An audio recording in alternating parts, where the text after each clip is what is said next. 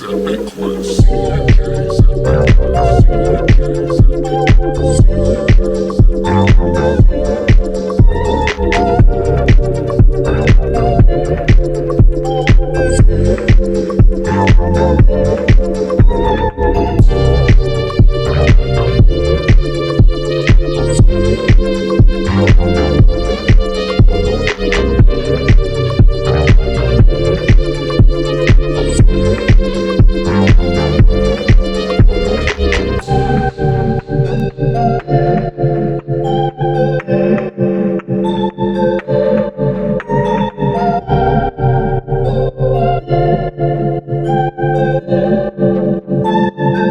CNJ's CNJ's Epic Quest. CNJ's Epic Quest. CNJ's Epic Quest. CNJ's Epic Quest. Hey everybody, welcome back to D&J's Epic Quest. It is D-Hole, I about said Doug, and Jug. well, that was very anticlimactic. My name is Jug. How's it going? Jug. How's it going, Single- Jug? Good. It's going good. The single boob is doing great. The Unitit? The Unitit. Jug the Unitit. I like it. Could be a name. You just could mix it up so it doesn't sound so, obvious. Well, how's it going, man? It's going. It's spring break. I feel like we always record an episode either when spring break starts or in the middle of spring break or after spring break. Yeah. The computers are 4 years old at this point and reaching the end of the hardware manufacturer's warranty. So it's a lot of repairs. Ah, Yeah, I think I have created about 82 repairs at this point. So that's what I will be doing over spring break is fixing screens and replacing batteries. oh, nice. I think my kids have spring break next week. I think they're off Thursday and Friday. That's kind of what it sounds like. Mine are in a similar boat. It is March 14th at the time of this recording. I guess I don't know about the Minneapolis area, but we are in a blizzard warning. I guess they've downgraded things a little bit. They were talking originally for us like 14 inches of snow with like a 70% chance that we could see like 18 inches of snow by Monday, but now it looks like they're saying 4 to 8 inches. So I don't know about you up in the metro, but We that's what we get to look heard forward to here. last night it was 16 inches. And I know like east of you into like central Wisconsin, I think they were talking close to 2 feet. And I know up in the UP of Michigan, they were talking 2 to 3 feet when I had last looked. So I don't know if they've downgraded that at all or not, but should be a fun time. Nothing better than, bobsledding in downtown Minneapolis. We will pass the time by talking about Chapter 9 of Midnight Tides, which, as I was telling you before, this is probably my favorite chapter in the book so far. I lucked out. I had the fucking cool sections of this chapter, I think. And I'm very excited to talk about it. Yeah. And since he got all the cool ones and, we're a dynamic duo, I got the ones that were not as interesting. But Sorry, man. supporting. I'm just the bassist in this chapter. Hey, we all need a bassist. No, there are bands who are going without bassists nowadays. They just do it all digitally. Well, that's lame. Yeah, it is lame. But whatever. It's fine. I will say it is unusual because I feel like in just about every chapter, we each get, and I don't want to make it sound like I think this chapter sucks except for my parts, but like it seems like there's pretty good balance there most of the time, right? Like I get some cool shit to talk about, you get some cool shit to talk about.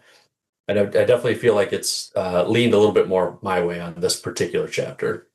Yeah. Oh, absolutely. I feel like I got the transition pieces, more or less. I think I had like one cool story element, but it wasn't like the main one. That makes sense. Gotcha. Because there's kind of like 3 things you should take away from this chapter, and you got 2 of those. Yeah. Yeah. Cool. Well, you ready for chapter 9's epigraph? Should we do the patrons first? Oh, yeah. Yes, we should.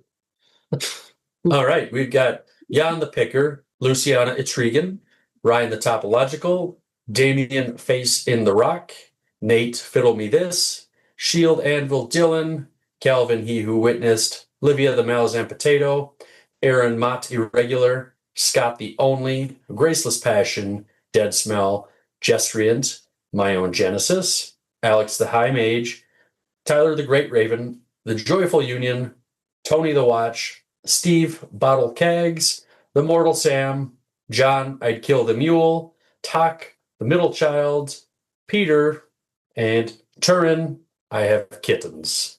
There you go, Turin. We both kind of agreed. We liked that nickname out of the ones that you sent for us, and the other ones were good too. But that one's just kind of fun. I don't know if there's any Malazan relation to kittens that we will come across sometime later in the story or not, but I guess we'll see. Like I said earlier, Mancy has a cat. We just don't know what that cat's name is. Or don't remember. Yeah, I don't remember if it had a name. I feel like it was just running around all over. Oh wow. Kitten in German is Katzen. Okay. Yeah. So it would be Ich habe Katzen. Ich habe Katzen. I have kittens. We're not even going to attempt German. That's okay.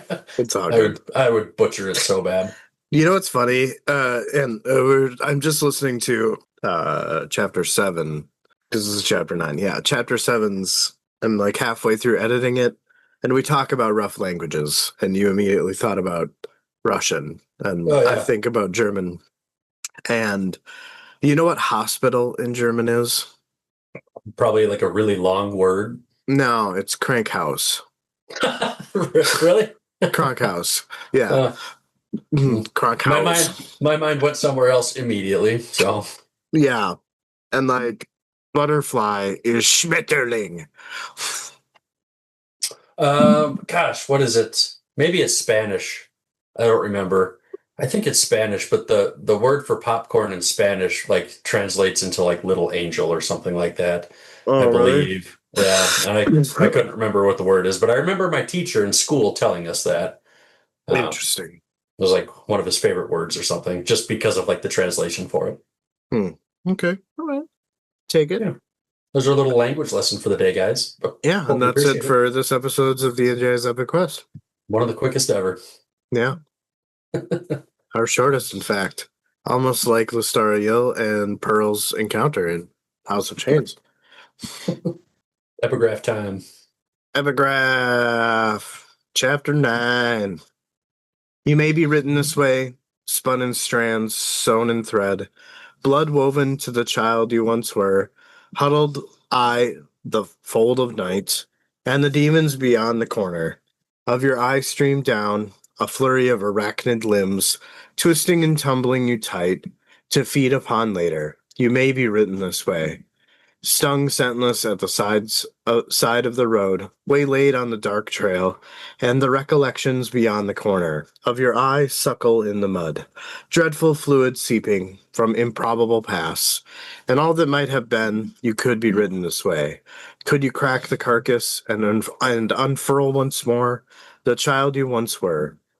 By Waylaid, Rothan Uruj. I just copied and pasted that, so yeah, I don't know if there was, I guess I didn't compare that to what was written in the book, but there was a couple things in there that seemed maybe like it was mistyped or something, so. Probably. It's all good. It's all good. It seems like some type of story about being eaten and being discarded on the side of the road. Yeah, it's pretty dark for sure, but like the last two lines I really liked, just I don't know what to say about it. It just kind of spoke to me in a way, but I don't really know what words I would say to explain it. So maybe that sounds weird, but I mean, it evoked an emotion that you just can't articulate. It's fine. Yeah. All right. Well, we ready to get started here? I think so. All right. A young man rolled onto the beach, naked, young, and lay still in the sand. His long brown hair tangled with debris. Birds danced around his body, but fled once Withal arrived with 3 knocks. Withal crouched down to the body and told the lad to wake up. The eyes on the body snapped open, filled with terror and pain. His mouth opened, and he screamed, convulsing, legs scissoring in the sand, and he grabbed at his scalp. All could do was wait. The boy screamed until it slowly turned into weeping. Withal told him it gets easier. At least one hopes. The young man was confused, asking what? Where? Withal told him those were the two questions he was unable to answer, and said to try some easier ones. He introduced himself as Withal, of the third Mecros city, and that he was here, wherever that actually was, because his master wills it. He asked the young man if he could stand. His master is waiting inland, not far from here. The young man asked what those things were and what they were doing. Withal said they were Bacarala, Nox. Call them whatever he wanted, as he had. The male making a nest, he called that one Puel. And the nest he had been working on had been going on for a week. He just obsesses over it.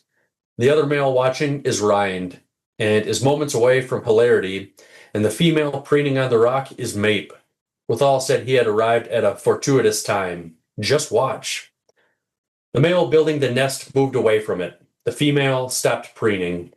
While Puel tried to keep looking up at the sky, then Mape attacked, shredding the nest and pissed on what was left of it.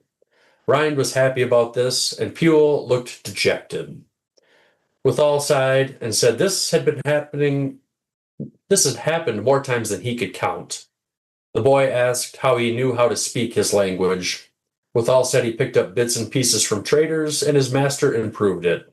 It might have been a gift, one of a number of gifts from his master that he had never asked for. He said the boy could be in for the same treatment and that they should get going. The boy stood, and Withal said he was tall, but he had seen taller. As the boy stood, Withal could see he was in pain. Withal told him it was ghost pain and ghost fear, and to fight through it. The boy said no, it was real, and called Withal a bastard. Withal told him to knock it off and to stand up. The boy said he was dying. Withal told him to get on his feet.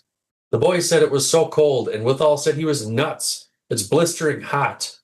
The boy asked how long he had lived here, and Withal said longer than he cared. Some choices are not your own to make. Their master is losing patience. They needed to get moving. The boy questioned the wording of things. Their master? Withal didn't notice that was what he had said. They arrived at a ragged tent, the opening drawn back, smoke flowing out, but a hooded figure was visible. The boy asked if that was his master, if he was a slave. Withal said he served, but was not owned. The boy asked who he was. Withal said a god who had seen better days. Withal stepped inside and said he'd found him on the strand, only moments before the birds and lizards did. Darkness hid the crippled god's face, as it always did when he was summoned. A gnarled and old hand emerged from the sleeve and gestured to him. A raspy voice told him to sit. The boy said he was not his god. The crippled god repeated himself and told him to sit. He was neither petty or overly sensitive. The boy hesitated but finally sat and said it was cold. Withal was told to get some furs. Withal said they didn't have any furs, but then noticed a pile of bear skins next to him. The crippled god threw some seeds on the fire and told the boy to warm himself and called for peace. He would tell the boy of peace. History is unerring, and even the least observant mortal can be made to understand through enough repetition. Does he see peace as the absence of war? Maybe on the surface level, but he would describe the characteristics of peace. A pervasive dulling of the senses, a decadence of afflicting the culture evinced by a growing obsession with low entertainment, the virtues of extremity, honor, loyalty, sacrifice are lifted high as shoddy icons, a currency for the cheapest of labors. The longer the peace lasts, the more these words are used, and the weaker they become. Sentimentality pervades daily life. All becomes a mockery of itself, and the spirit grows restless. He paused, his breath still rasping, then continued. Is this a singular pessimism? He would continue with the description of what follows a period of peace. Old warriors sit in taverns, telling tales of their vigorous youth, their past when things were simpler, clearer cut, and they are not blind to the decay around them, are not immune to the loss of respect for themselves, for all that they gave their king, their land, and their fellow citizens. The young must not be abandoned to forgetfulness. There are always enemies beyond the borders, and if none exist in truth, then one must be fashioned. Old crimes dug up from the indifferent earth, slights and open insults, or at least rumors of such. A suddenly perceived threat where none existed before? The reason doesn't matter. What matters is that war is fashioned for peace, and once the journey is begun, an irresistible momentum is born. The old warriors are satisfied, the young eager and full of zeal. The king's fears yet relieved of domestic pressure. The army draws its oil and whetstone. The war machine is activated, and new energy has gripped the kingdom, and the few voices spewing objection are silenced. Charges of treason and the following executions quickly silence the doubters. The crippled god spread his hands and continued talking. Peace, young warrior, is born of relief, endured in exhaustion, and dies with false remembrance. False? Well, maybe he's being too cynical, too old, and witnessed too far to too much. Do honor, loyalty, and sacrifice truly exist? What transforms them into empty words, devalued by their overuse? What are the rules of the economy of the spirit that civilization twists and mocks? He shifted, and withal could sense the god's regard. He spoke to withal of the third city. He had fought wars, forged weapons. He had seen loyalty and honor and sacrifice. What would he say to all of this? Withal replied with one word, nothing. The crippled god laughed. The crippled god laughed and said he gave his leave for Withal to speak his mind. Withal said he had sat in taverns with other veterans, a select company that was perhaps not so blind with sentimentality as to fashion nostalgia from times of honor and terror. Did they speak of war? Not if they could avoid it, and they worked hard to avoid it. The crippled god asked why.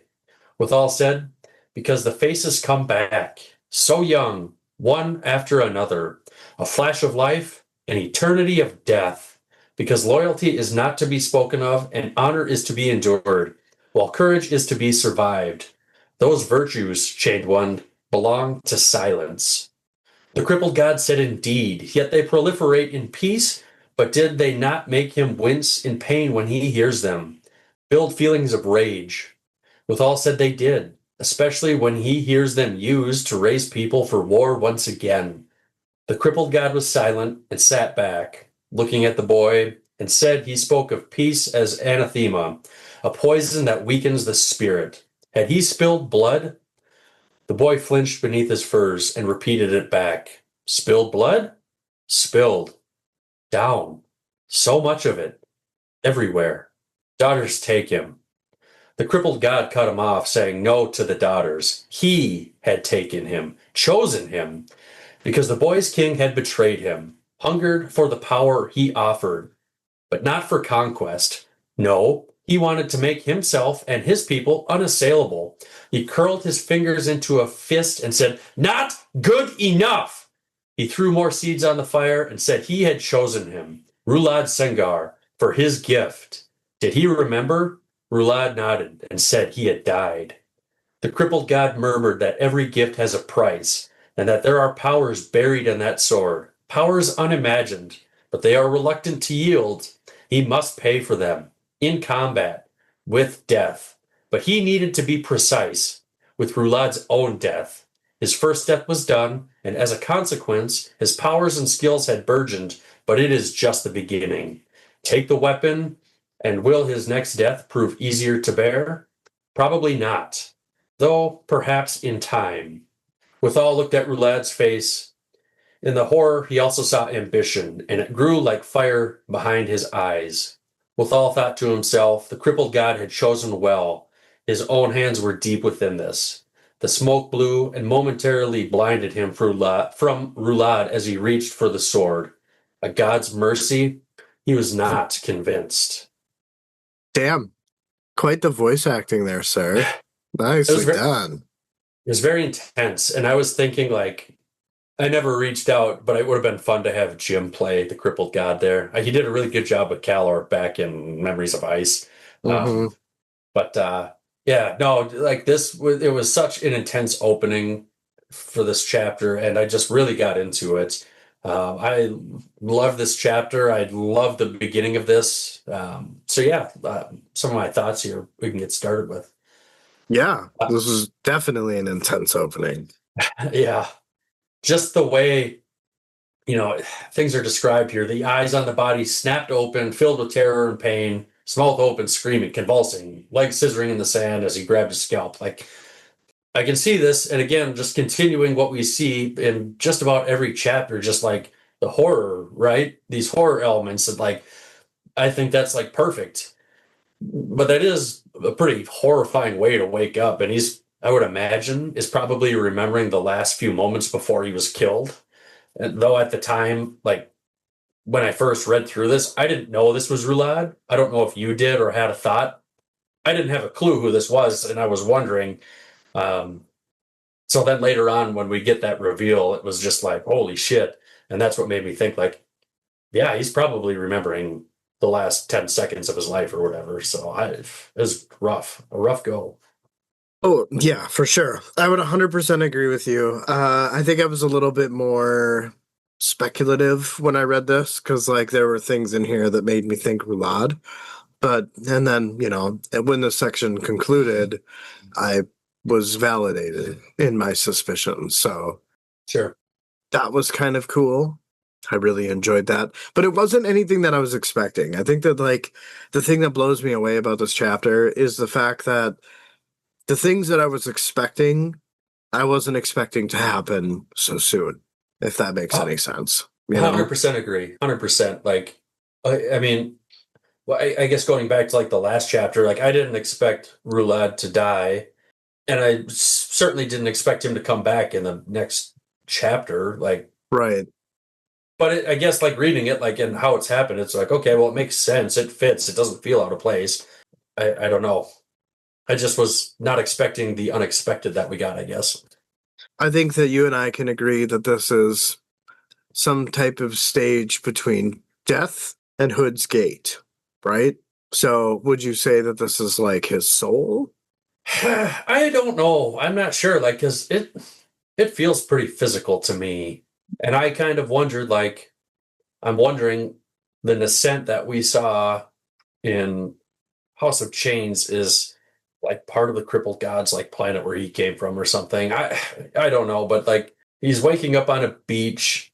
I don't know. There's I want to like somehow try to draw those two together. I don't know if I can or if they do, but I kind of feel like maybe there's something there, maybe not. Maybe that's just one of our left field thoughts. I don't know if you feel similarly to that or not, but I've had a similar thought, but I feel like I easily push that thought away, so to speak.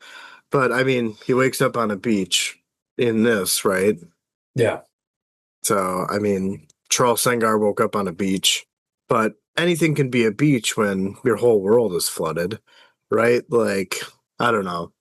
It's definitely something that I'll be keeping a pin in, but it's one of those things where, like, I guess I perceive this as like, a new soul moments after dying, right, is going to act physical because it hasn't had time to learn to be a soul. You know what sure. I mean? So it's kind of one of those things where, I mean, we see a lot of like, physicality represented in the afterlife before actually resting, right? Which is why we get a lot of the trope of coming back from the dead, right? But I guess it does make sense too, because I get the sense that Withal is probably more like physical here versus like where Roulade wakes up right later, yeah, with his family around him. what's So maybe yeah. Sorry, keep going.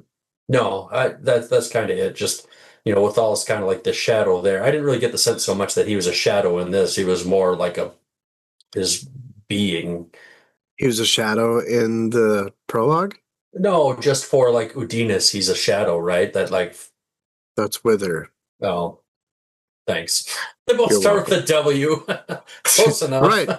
But I have had thoughts that maybe Wither, I mean, we know he's a shadow wraith, but what if he is Withel? The only thing that like puts a damper on that argument or that connection is we don't know anything about Mekros, right? We know that they're floating cities of ice, Yeah. which you kind of immediately associate with Jaghead. Is it possible that Withel is a Tystandi that died during the prologue, and the crippled god was like, "I like your foraging skills," I don't and know. so Withel is now Wither inside of Undiaas, right? I don't know. It's a thought. I don't have anything concrete for it. I can't even really like justify it, but it's definitely a thought. Well, obviously, and I just confused the two of them. So, See, I'm not the only one, right? Like, right. but maybe You're, we are the cheese that stands alone. yeah. Speaking of withal, I had to go back and look in the prologue because, like, the crippled god says withal, the third Mecro city, and I'm like, oh, what? And so I checked to see if he was in the prologue because I didn't remember, and he was. So I was like, oh, sweet, that's cool. Just thought my thought there.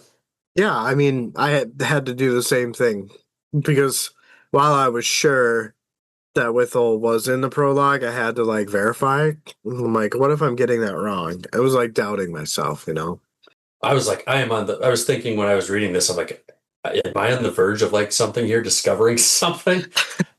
No, it was spelled out there for me. I just didn't remember it. So, I mean, to be fair, we're nearing, the 50% mark of this book, and this is the first time he's been brought up since then. So yeah. there's that. Next up, Pule, Rind, Mape. I feel like these names came up somewhere before. I don't really remember where. In the prologue of this book. What were they still these same things? They were Nox. Yeah. They're the ones who greeted Withel on his arrival to the crippled god. Okay. And I'm I couldn't pretty sure remember that where they they came from. they can speak. So, yeah. I had this thought, and I don't know if you will like vibe with this or not, but do you think there's any correlation between these birds and Man, Fear, and Rulad? I don't really know how Rulad being dead now would change things, but I kind of feel like there's a link between them somehow. I don't know. Do you feel the same way? Do you not? Am I just out for the birds? I do not. I mean, the only connection I see is, this power of three, so to speak. You know what I mean? No, I did not have thoughts about connections, but I'm definitely curious to hear some elaboracy on why you think their actions are like what's leading you to believe that there's a connection here So between the okay, so Nox and the Edur. which I don't remember which one is which here. Which one was the female's name? Ryan? Mape. Mape. Okay, so Yeah. we've got Mape, and then I would I would think that I feel like Rulad would be the one making the nest. He's trying to impress her, kind of like Rulad seems to be trying to impress Man, right? And Fear is the other one. Just kind Ryan. of Yeah. yeah. I mean, I guess, Fear doesn't really stop his younger brother from making advances on his betrothed. But I don't think he's like laughing at his attempts, you know? Yeah, I felt like maybe there was I don't know if that's some like foreshadowing. And again, like with Roulade being dead now, whatever he is, I don't know if he's, I don't know what to call him, but if Man's just gonna, like shit on him and be like, knock it off. I'm with your brother, not you. Quit trying to impress me. I felt like maybe there were similarities there between what the birds were doing and what could happen. Maybe not so much foreshadowing, but just kind of maybe like another like relationship, I guess, to kind of keep an eye on. Sure. Is it possible that while Troll had his doubts about his brother and his disregard to Edur traditions, is it possible that Mayan kind of shit all over the nest that Roulade was trying to do to impress her? You know, like, is that a way of Erickson telling us that nothing actually happened between the two of them, despite how heavy Troll's doubts are? Yeah, maybe I didn't have the right three in here. I mean, yeah, you could have Troll in there instead of Fear, maybe. But yeah, I don't know. It was just something that I don't remember if I felt that way when I was reading it or if it kind of came to me when I was summarizing things, but Hmm, it was something that piqued my interest. gotcha. I mean, I could totally see that. I'll follow along. We may get more, we may not. I just kind of saw it as like, comedy inside of a very serious chapter. Yeah, A sure. little I comic think that's fair. relief. When we got the reveal that it was the crippled god, like I feel like my jaw dropped a little bit. Like, you know, with all didn't come out and just say it right away, but kind of like you said before, I had suspicions, but just when we got that reveal for sure, I was like, okay, this is gonna be cool. Like, what's gonna happen here?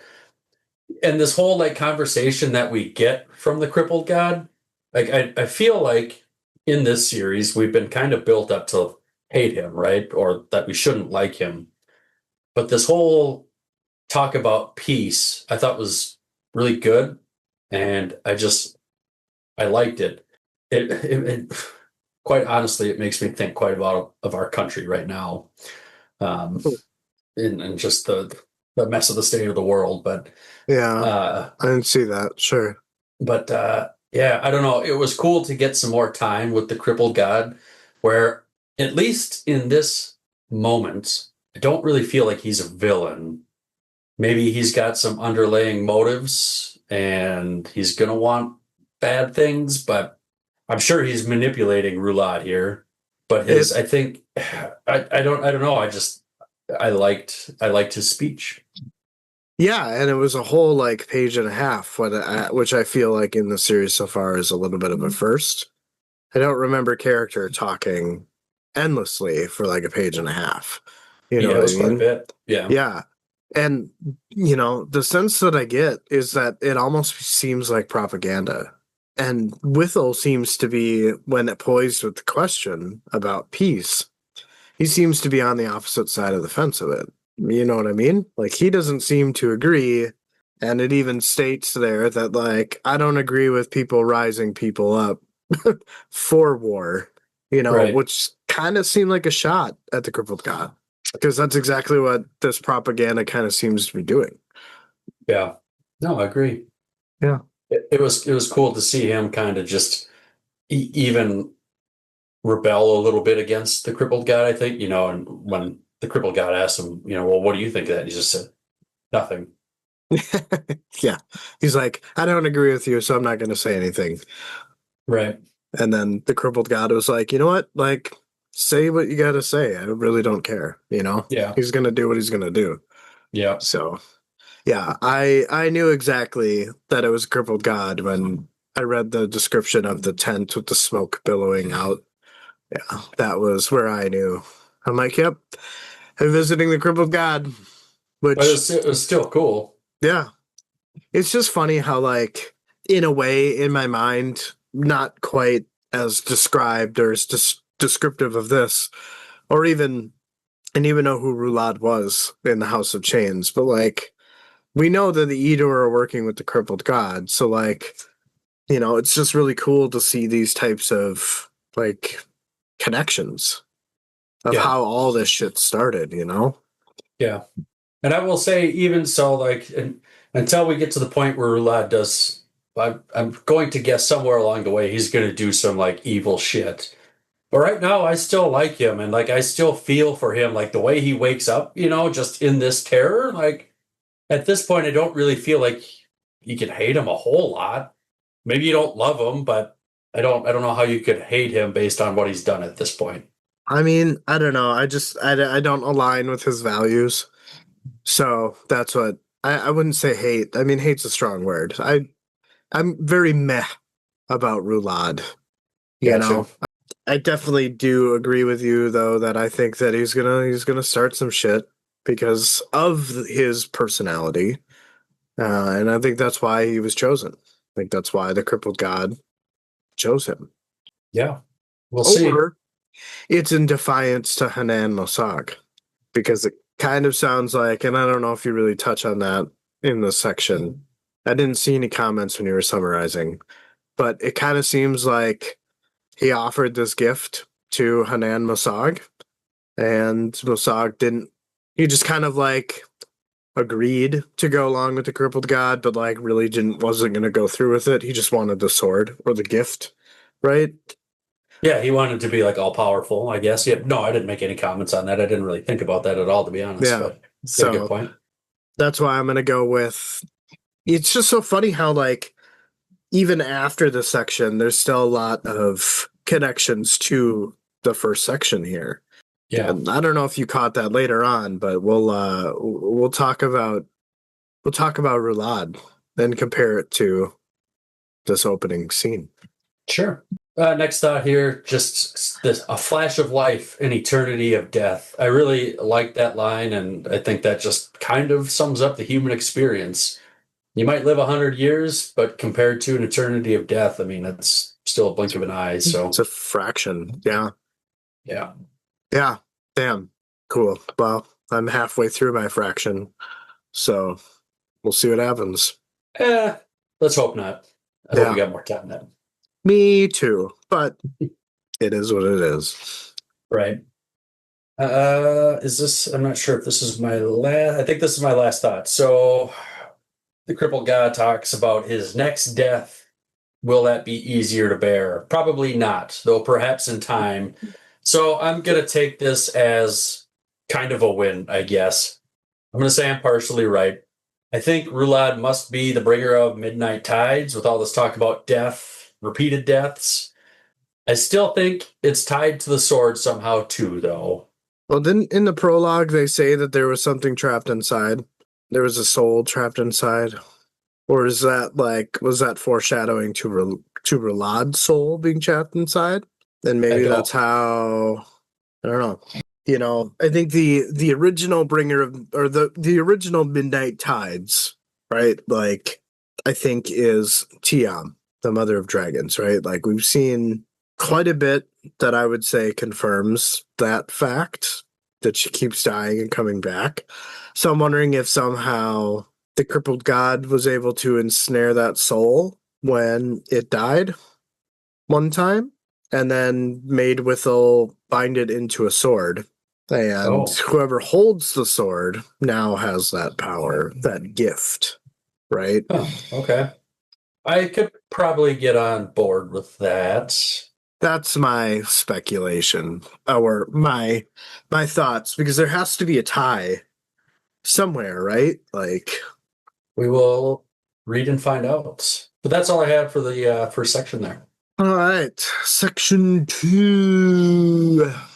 In 4 days, the Lethri delegation would arrive. 2 nights have now passed since their meeting with the Warlock King. Baruch seemed chipper, but Seren was not surprised by this. Contrary to the desires back in Letheris, Baruch did not want war with the Edur, all derived from Hannan Mosag's inclination that the Edur wanted peace, and so Baruch's soul was at peace. If the Warlock King truly wanted peace, then he would have to fight.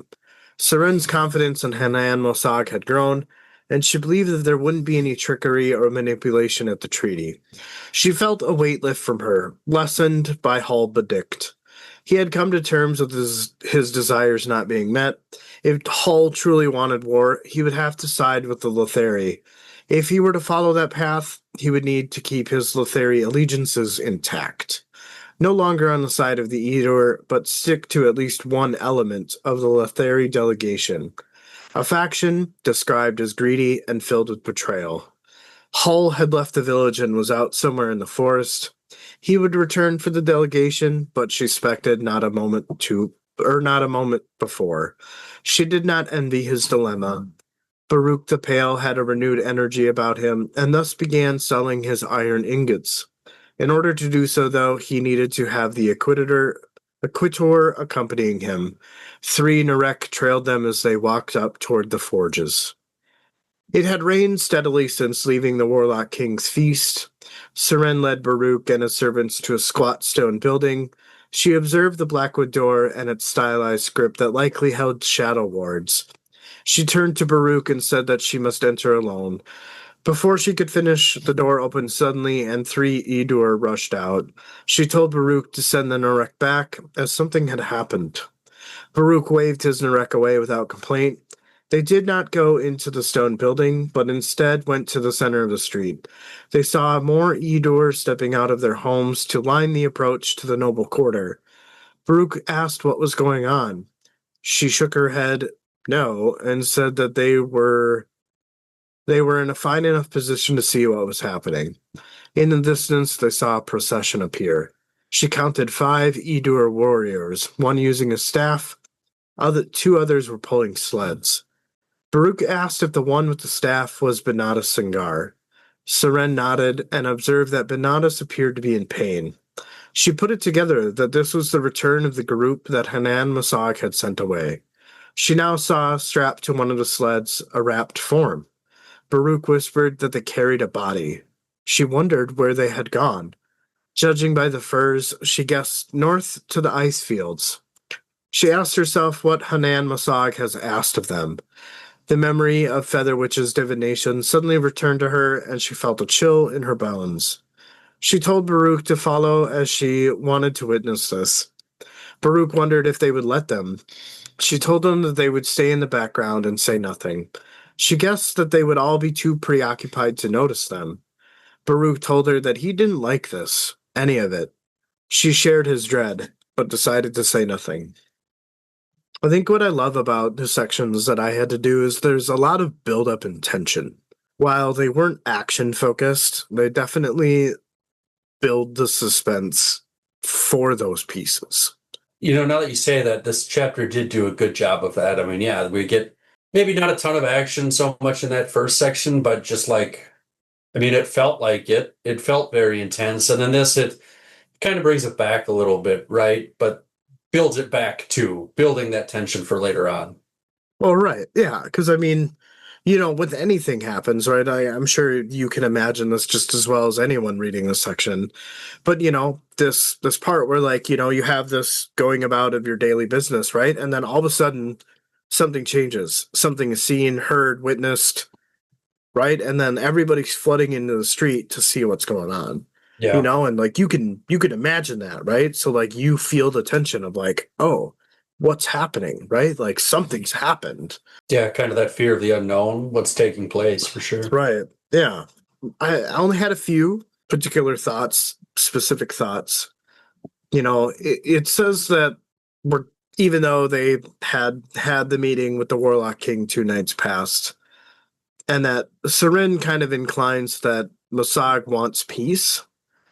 I somehow still don't believe this, though, unless it's possible they have their sights on different things that make maybe the Lethery an inconvenience to deal with. I'm not really sure how I feel about that. I'm just kind of riding the wave, I feel like I'm kind of Saren here, just watching from the back, watching to see what happens, and I'll kind of roll with the punches.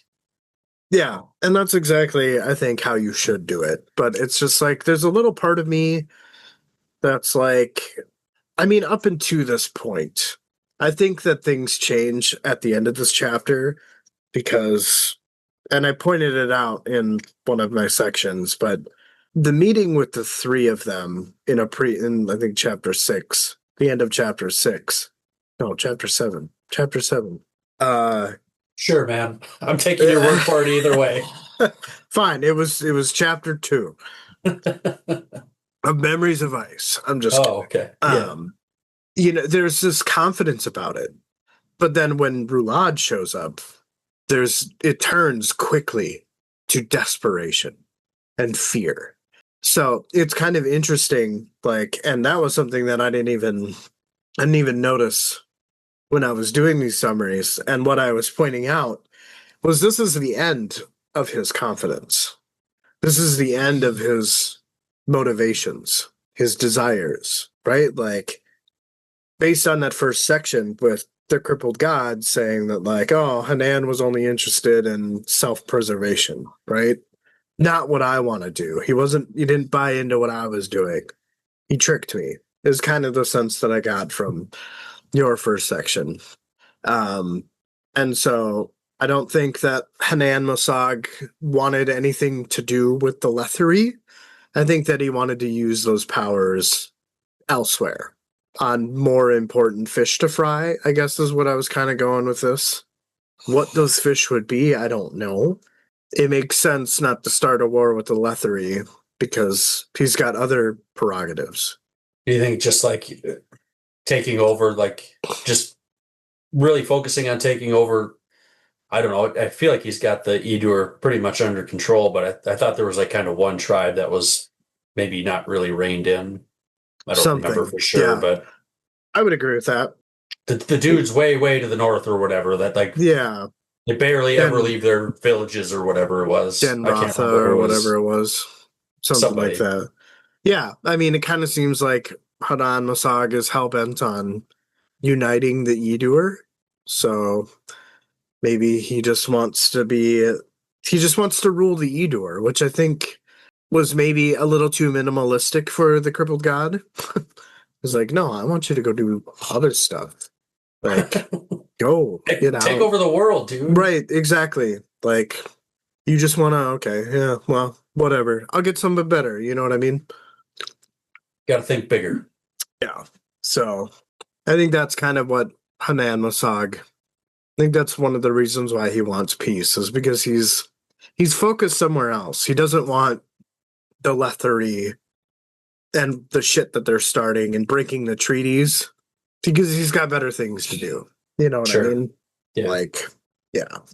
Next thought kind of makes me feel a little bit bad for Hull because he was hoping that the Edur would want war with Lethery so that he could join in on them and seek his revenge to what the Lethery did to him type stuff. And, he's basically between a rock and a hard place, right? Like, he knows the Edur want peace. He knows the Lethery want war. So he can still get what he desires, but he just has to side with the side that fucked him over because they're greedy. And that would be a hard thing to do. And that would be a very hard thing to do. So yeah. I don't blame him for being out in the woods somewhere. More or less, that's kind of what's going on, the bare bones of it. Meh. So for those of you that are reading for the first time, that's essentially what that means, which is why I pointed it out, is because it's not quite as laid out like that. Last thing that I had was the return of the group that Hannan Mosag had sent away.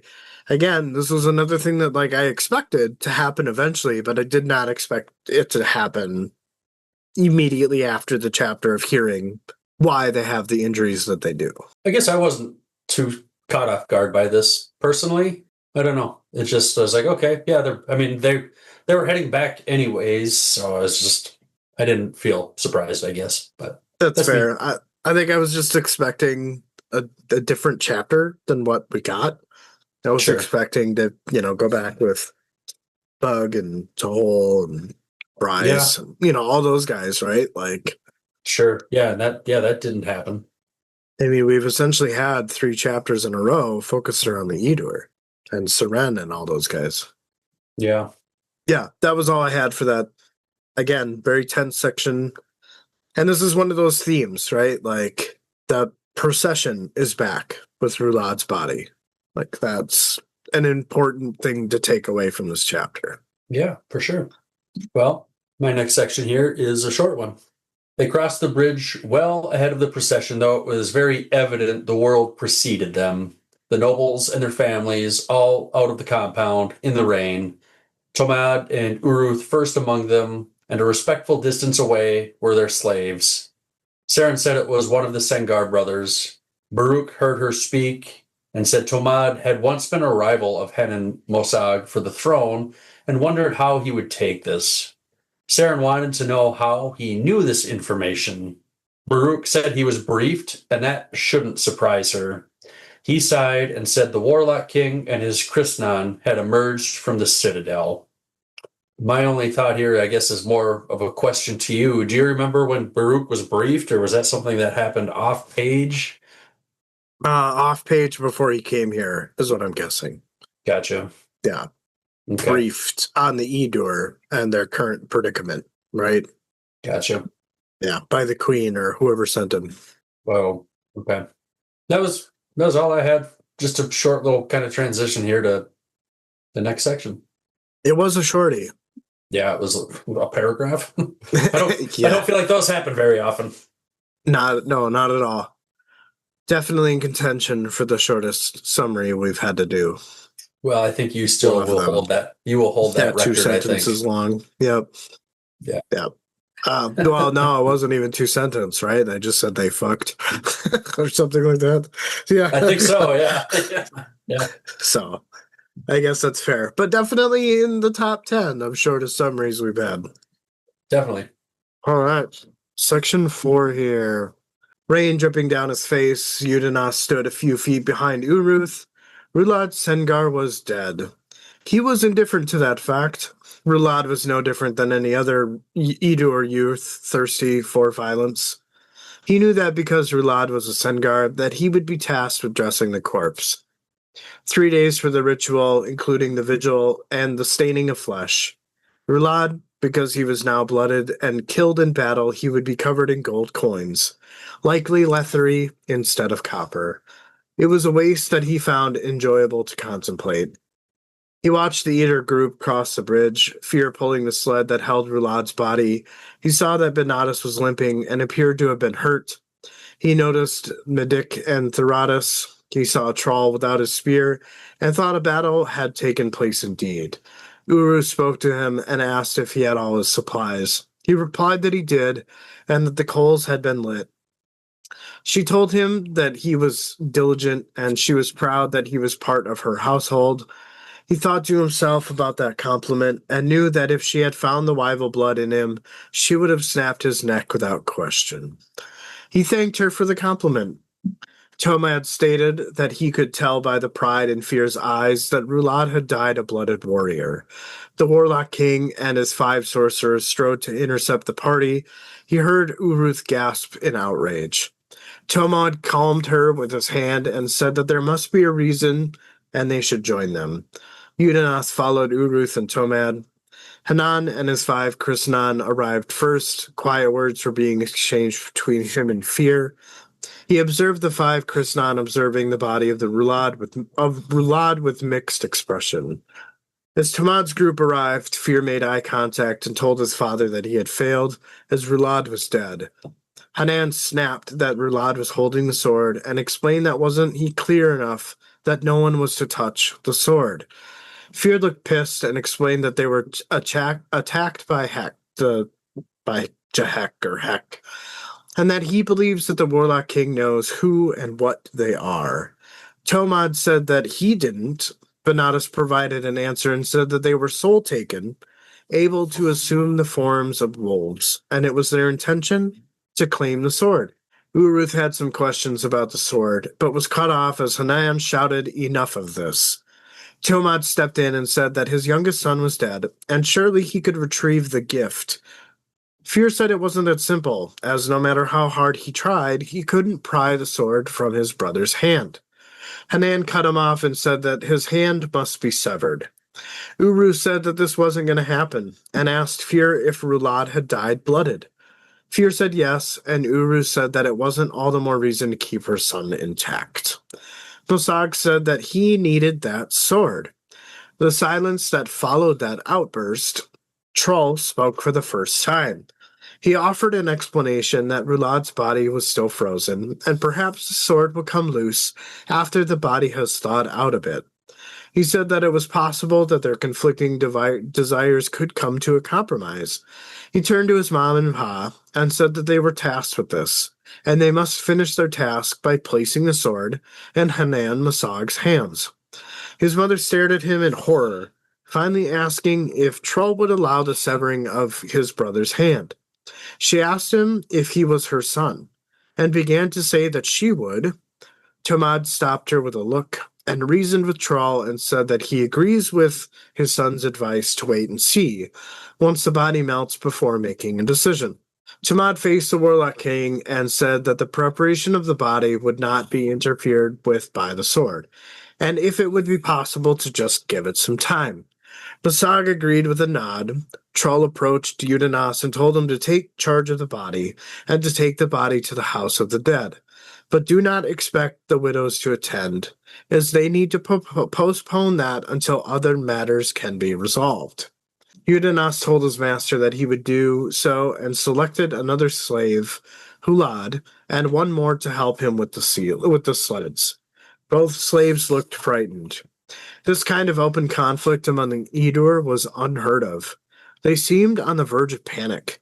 Stepping past the Edur, Undiaas led the two slaves to the sled.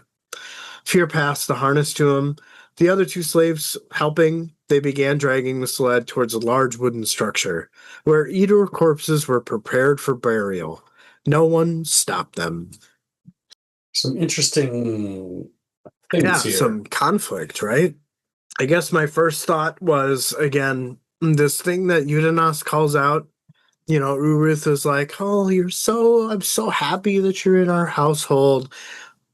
And then immediately he has this thought about, well, if you would have found Wyval blood in me, I wouldn't be here.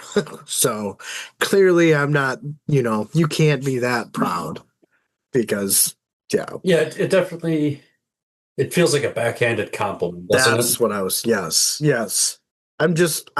It just makes me feel queasy, right? Like, she would not react that way. She would not say that if she had known that he's got Wyval blood in him, right? Right. Just gives you a little bit of the ick. But it just, you kind of get the sense that, Undiaas just feels very alone. Even though he's like surrounded by a culture and people and other slaves, right? Like, he kind of seems to be, well, I guess, lack of a better term, like the black sheep of this whole village, right? Like, slaves don't really seem to get along with him too much, right? They all kind of make fun of him and mock him based on some information in a later section. And the Edur, right? Like, they're just completely indifferent to all of them. So he's just, yeah. Well, that and he's got this other entity within him that like nobody really knows about, right? Two entities within him. Like, who can he go talk to for advice on that? Nobody's gonna be like, yeah, I know how you feel. I've gone through the same thing. And in a later section, he's expecting the whole time that he's preparing the corpse that one of the two would be speaking, and they don't. Which again, just like hyper enhances this aloneness, right? And like, he seems to be secure enough with himself that it's no big deal, but still it's like, I don't know, it just, I feel for him. I do like him too. I mean, so far I like a lot of these characters in this book. I don't really think there's any that I don't particularly care for. I guess Baruch I don't probably put on the same level as the other ones. I don't know, that's probably the guy I don't really trust, I guess, but yeah, he seems like a C character, just not really a main or important to really much. Just kind of is there in the background, a floating head. I think he's gonna be like that slime ball merchant, the one that's trying to screw you over. Yeah, I think the Edur are definitely aware of that, and that's why he's not really getting away with much. This next thought that I had, and I kind of touched on it a little bit earlier in this episode, but Hannan Mosag wanting to cut off Rulad's hand. And like, he's shouting, like he's pissed, right? Like, he was not expecting this. And so therefore, it makes me feel like he definitely fucked up. Like, this is an afterthought. Like, oh shit, like, I can't take the sword now. So now all the things that I was going to do to fuck over the crippled god can't happen. And now it seems like he might be aware of it, or you know what I mean? Like, who knows what type of thoughts are going. So like, you just get this panic and desperation. Yeah, that's interesting. I didn't even really think about that. And now I think, Rulad will be I'm sure he's going to be on, the crippled god side. So that will be a conflict of interest to Hannan for sure. So I'll be interested to see how that plays out. It's like, the crippled god chose Hannan Mosag to do this, take on whatever role this is. Being that, the crippled god didn't see as many flaws as he thought he did, right? Or was led on to believe. So he chose someone else. And now I think Hannan Mosag is backpedaling. And that's exactly what this feels like. Even when he says, like, he shouts, he like outbursts, like I can just imagine him like being like, I need that sword, like, and Yeah. it just, all I could do was like dot dot dot, and now the desperation, right? Like he's panicking, Yeah, because he sees this unexpected sight, like, hey, you weren't supposed to touch a sword. Fear is like, I can't, no matter what I do, I can't get it out. You know what I mean? Like I can't release it from his grip. And so now Hannan Mosag is freaking out because, like, he fucked with something way more powerful than he. And now he doesn't even have the tool to combat that, right? Like, things are going to backfire here, baby. and then this is maybe this is like probably a little bit far left of a thought, but when Troll offers maybe some type of compromise, the middle ground of both sides here, right? And it makes sense. The motivations make sense for each of the opposing conflicts, right? Mosag wants a sword. Uruth and Tomad don't want their son's body to be mutilated because that's not Edur tradition, right? It's pretty fair. And then Troll kind of like steps in with a compromise, and Uruth is like very pissed at him for even like allowing a compromise. And I see his points too. But she makes this comment about, like, she's like, are you even my son? And then began to say that she would, beat him or whatever she was going to say before her husband cuts him off or cuts her off or calms her anger or whatever you want to say. And for whatever reason, that line ooks me out a little bit. And like thinking about it, he does seem to be different than the rest of his family in some way, shape, or form, right? And knowing how he ends up at the beginning of chapter or the prologue in House of Chains being shorned, right? Like cut off from the Edur culture completely. You think he's like not a real Sengar? It's not something I've thought about at all, but I think if he's not, then it probably makes it a lot easier to put him through that shortening, right? Like it's easier to just cut that off and Right, move like on you're from not it even than really our blood, so no loss, yeah. which is shitty. But it also seems like right up the alley of the Edur, right? Like maybe Uruth and Tomad are breaking Edur traditions by adopting him, right? Maybe he's like maybe, a Narek, yeah. and that's why the aerosol at the end of House of Chains takes a seed. But I don't think we ever got any like description that he doesn't look like an Edur or anything, right? Do we get any descriptions of him? Period. I guess that I'm not sure I mean, of. I know in the first book, I know that he's got gray skin, but I mean, he doesn't necessarily need to be Harath. I think that I know that we kind of went back and forth about this on a previous chapter, but I think from what it was told, Seren was telling us that the aerosol or that the Narek were descendants from the aerosol in some way, shape, or form. And I think the Narek are just kind of like a transition point between the aerosol and the Edur in some way, shape, or form. Like maybe the Narek had the relations with Taistandi and therefore spawned. I don't know. There's so many ways the Edur could have been born that I've fashioned in my mind, but all of these things are connected in some way, shape, or form. Can I go a completely different direction here? Please do. You're saying aerosol, and all I could hear is like aerosol, like an aerosol can. No, Sorry. that's fair. I might be saying it wrong then. No, I don't think you are, but that's just like I don't remember ever like getting that before, but I'm like parasol. Yeah, I Oh, think they're yeah. just called the eras or the eras or something like that. But I think the full name We've had a few is different yeah. names for them. So it'll be Yeah. interesting to see how kind of like all that stuff comes together. And I wonder how much of that will happen in the novels of the Malazan Empire, how in depth he's going to go with some of those cultures. But yeah, Yeah. Well, we are, I mean, I guess we'll start to find out here kind of soon because that'll be the next thing that we check out, I right? thought we had Lees of Laughter's End, and then we're on to Night of Knives, and then Bone Oh, Hunters. Yeah, well, even still, I mean, that's not going to be, yeah, yeah. I think that'll go quick yeah, though. I think it's around the same amount of pages as Blood Follows, like 120. We do 60 chapters an episode or 60 pages an episode. We're good. Yeah. Yeah. So, all right. Anything else there, man? Not that I could think of.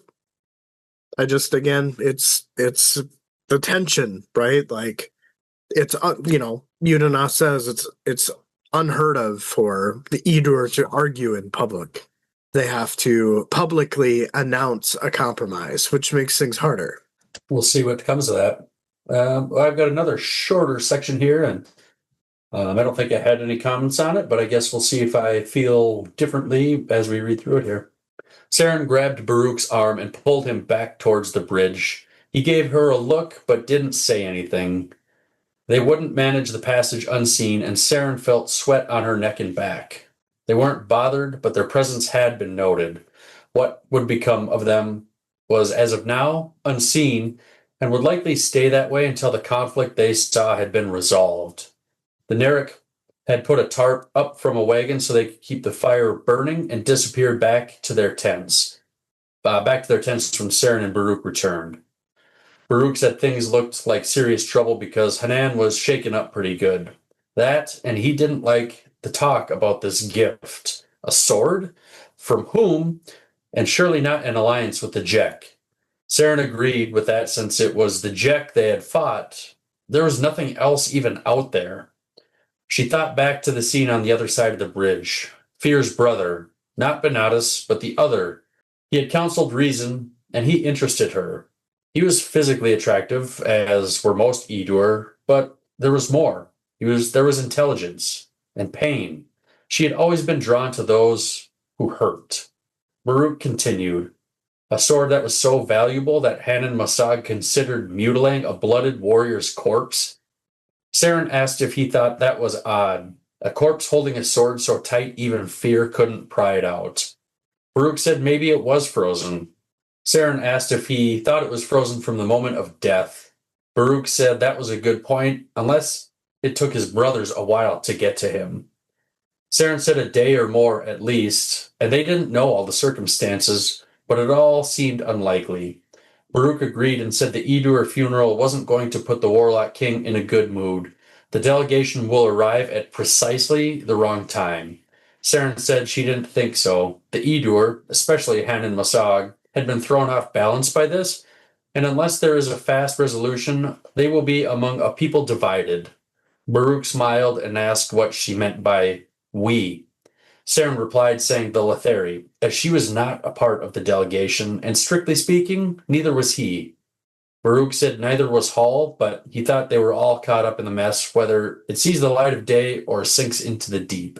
Saren didn't reply because she knew he was right. I would I would say that this is a transition piece without tension. They're just kind of talking about what they had witnessed. I will use this opportunity to talk about the heck or the Jack, whatever you want to say. It's probably Jack. They just silent there. I was right. They were soul taken. Crushed it. Yeah, I still feel like they should be divers, though, like, just because there's so many of them. I know we talked about that over text, but yeah. Yeah. I mean, it's here nor there. I mean, I'm not like upset about it, but I feel like, they're all amassed. I guess they're not like all together. They're in like groups of threes or whatever that we've seen pretty much. But yeah, I don't know. Yeah. It is what it is.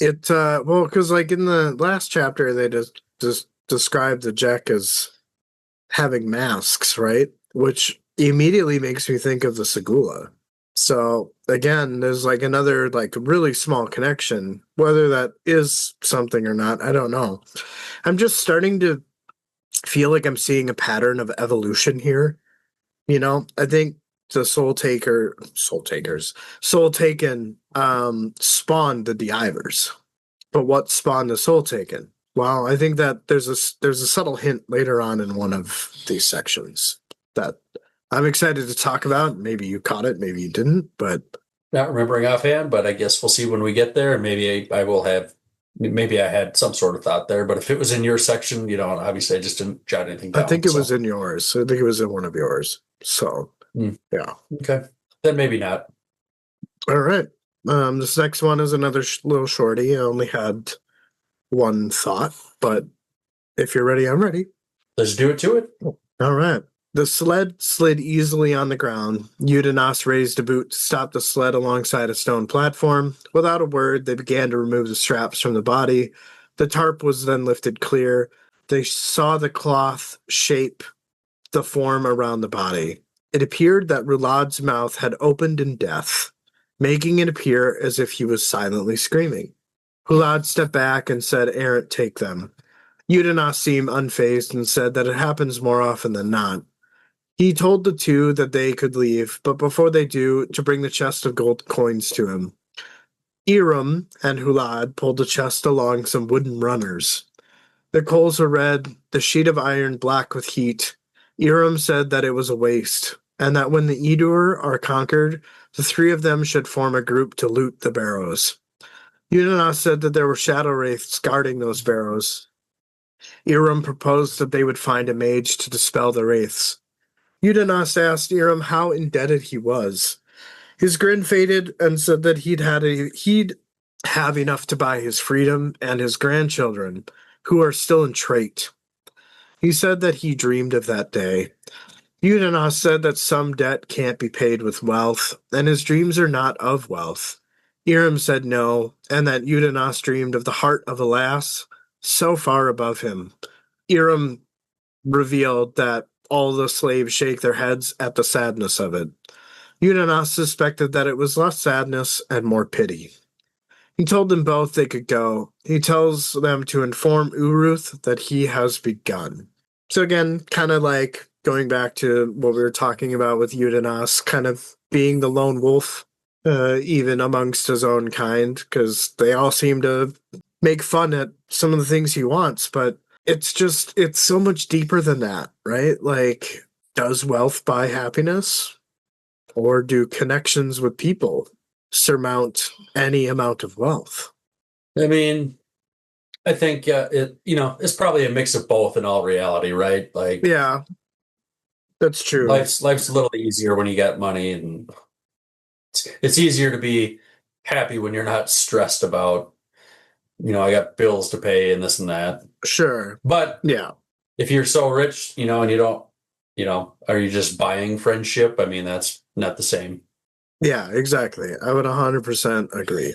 Yes, wealth makes things easier, but I ultimately don't think, stress is something that you have to manage regardless of wealth, Yeah.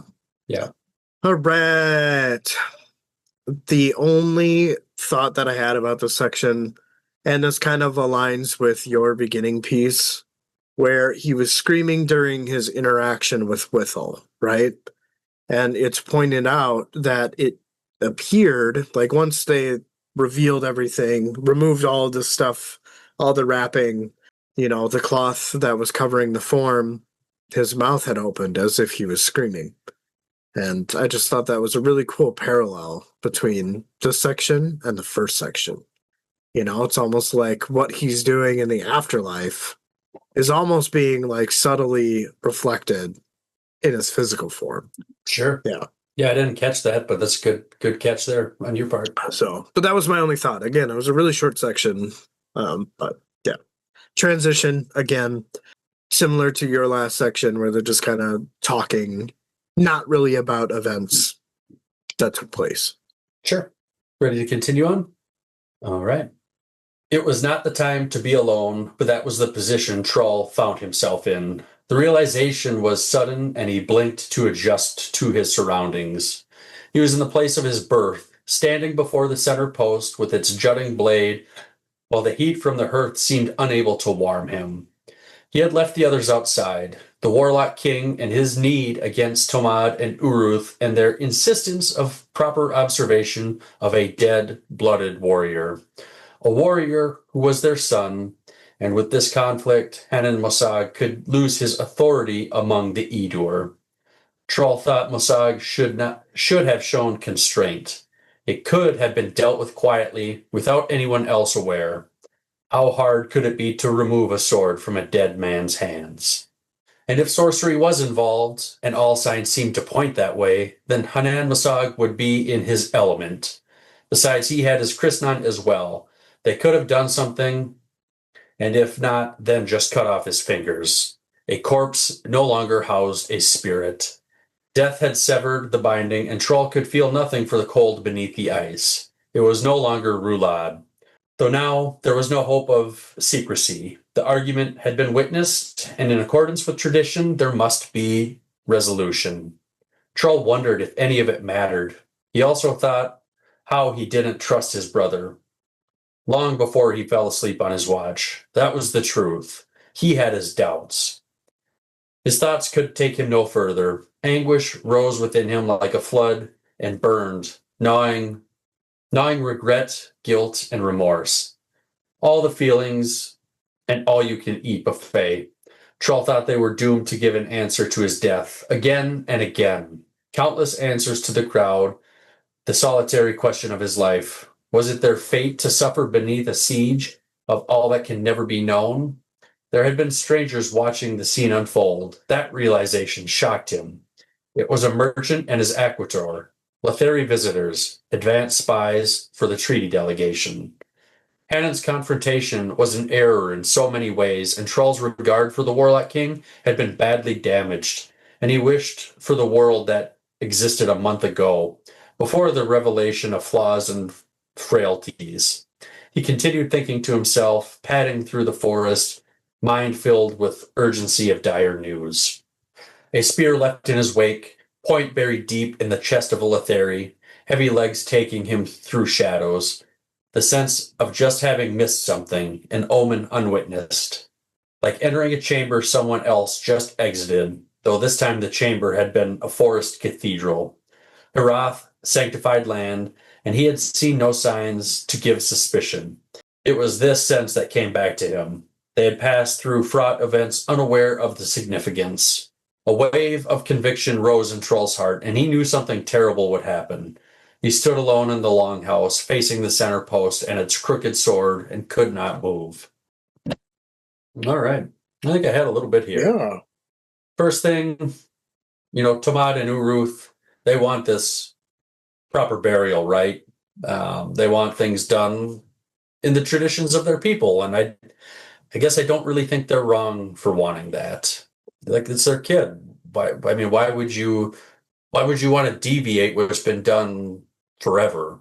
Oh, I would 100% agree. I think, again, like we've called out before, Hannan Mosag is panicking, which is causing him to make decisions against Edur traditions, his own, right? Yeah. So I think this is really just to solidify that point. I think it does. Yeah. Next thought here, this line, a corpse no longer housed a spirit. I like that line. I like that quote. And I think, even though I'm not like very religious, I find this pretty deep. Even if nothing happens after we die, we still don't really need our body, right? And if you are religious, then yeah, your body's just kind of a vessel. So it's still not really needed in the end. Yeah. I mean, I think that it just plays along to all of our mortality. So it makes you think for sure. It's a head scratcher. Yeah. Yeah. I mean, we won't know, and we won't know until we won't we know know. until we know. And maybe we won't know at all. I don't know. Yeah. Next line here, Troll thinks it was no longer Rulad. And I just, I think that's kind of sad. It's just another way he's realizing how his brother isn't longer there. He's not going to get to hear his voice or see him smile. And it's just a sad reminder. Except he will get to see him again. What that's going to look like, I'm interested to see, because I'm sure Roulade will be very different. But Yeah. I don't know if I wonder if Troll will wish that Roulade stayed dead, because it's just going to be such a different version of him that he's like, I don't want to remember you this way. I want to remember you as my brother, not as whatever he's going to become. Yeah, I would agree. I think that this chapter offers a moment of no return. Like it's even said here again that like he wished for the world to be as it existed a month ago. Yeah. So I think from here on out, things are gonna start getting worse. And this is when probably the sadness of the story really starts to take place. Yeah, I'll be interested to see how Troll deals with things, Yeah. for sure. But Troll, he's got all these feelings right now. Anguish rose in him like a flood and burned, gnawing guilt and remorse, and like all those are super valid ways to feel like when you lose somebody, especially if it's your younger brother. I don't know how you wouldn't feel those ways, and just it's just a way to relate, I guess. I mean, Yeah. I haven't lost anybody that close to me, but I mean, it's going to happen at some point, but it'll suck. Right. But I also think this is kind of a way for him to, like, maybe instead of doubting my brother, I should have just, like, okay, whatever, man. Maybe just went along with it and not fought so hard, right? Allowed the Believed connection him to in a little get, bit. yeah, allowed the connection to be a little supportive instead of critical, right? Yeah. Next thought here, just the way things were worded. Troll thought they were doomed to give answer to his death again and again.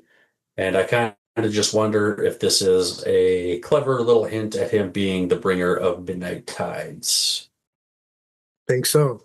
We see this theme a lot in this book, more lately. The thought that I had is, he kind of has this thought about some omen that he missed. And this is a call to the very first section of the very first chapter, when he witnesses the seals being harvested and runs for 3 days straight back to his village. Yeah. Oh, okay, Yeah. I suppose, yeah, because he did chuck his spear at the dude. Yeah, okay. Yep. So that was kind of cool because he was unmindful of things on his journey back. And it was even stated back then that there were things that he missed because he wasn't paying attention, or that he forgot to give proper like rituals to Dapple, the fickle sister, or something like that. Sure. Well, nice pull there. That was all I had there. Of the sections that I had to do, this one was probably my favorite. Yeah, this was a good section too, for sure. Oh, maybe it's the next one. It's my last one, I think. Section 8. Roulade Sengar's body was frozen. The warrior's hands were clasped around a strange-looking sword. Undiaas had filled the ears and nose holes with wax. He held pincers, waiting for the first of the gold coins to reach the right temperature. The order of placement for a nobleborn was precise. He placed one gold coin, and then 20 heartbeats later another one. Waiting for Undiaas was a period of repetition and exhaustion. A slave could be bent to any task, though.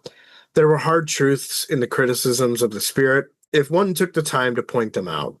He thought to himself, for example, a man requiring self-justification prior to murder. Or this body, for example, the Edur used coins, whereas the Lethri used linen, lead, and stone. In both, the need to cover and disguise, to hide away the horrible expression on the dead's face. Open or close, he started with the eyes. For the eyes, the coins needed to be slightly cooler, or otherwise the eyes would explode. He had witnessed that once, happening with the Tiste Edur elder. He had leaned over Roulade's face and placed the first coin, then the second. The heat in the chamber was thawing the corpse, and as he began to place the coins on the body, he found himself startled by tiny movements around the body. In the mind of Undiaas, Roulade had ceased being a thing that once lived, and the task at hand was no different than that of repairing nets. Chest to abdomen, each spear wound was packed with wax and then circled with coins before being sealed. Other parts of the body were then worked on, 163 coins total. Undiaas wiped sweat and then got up to walk over to a cauldron with melting wax. He had no idea how much time had passed. Hunger kept at bay from the stench. His empty stomach filled with cold water he had drank. Outside, the rain had continued to come down. A village in mourning. None would disturb him until he was done. He would have preferred the company of the widows, as doing this alone was more work. The last time he had done this by himself, he had dressed Uruth's father, who had been killed by the Arapae. Undiaas had been younger then, and awed at the complexity of the burial routine. Attaching the handle to the cauldron, he lifted it and brought it back to the corpse. His next task would be to put a thick coating of wax over the front, sides, a short time for the wax to cool, and then turning the body over to place the gold coins on the backside. Undiaas paused over the body of Roulade Sengar and sighed, saying that Roulade could surely strut in front of Edur women now.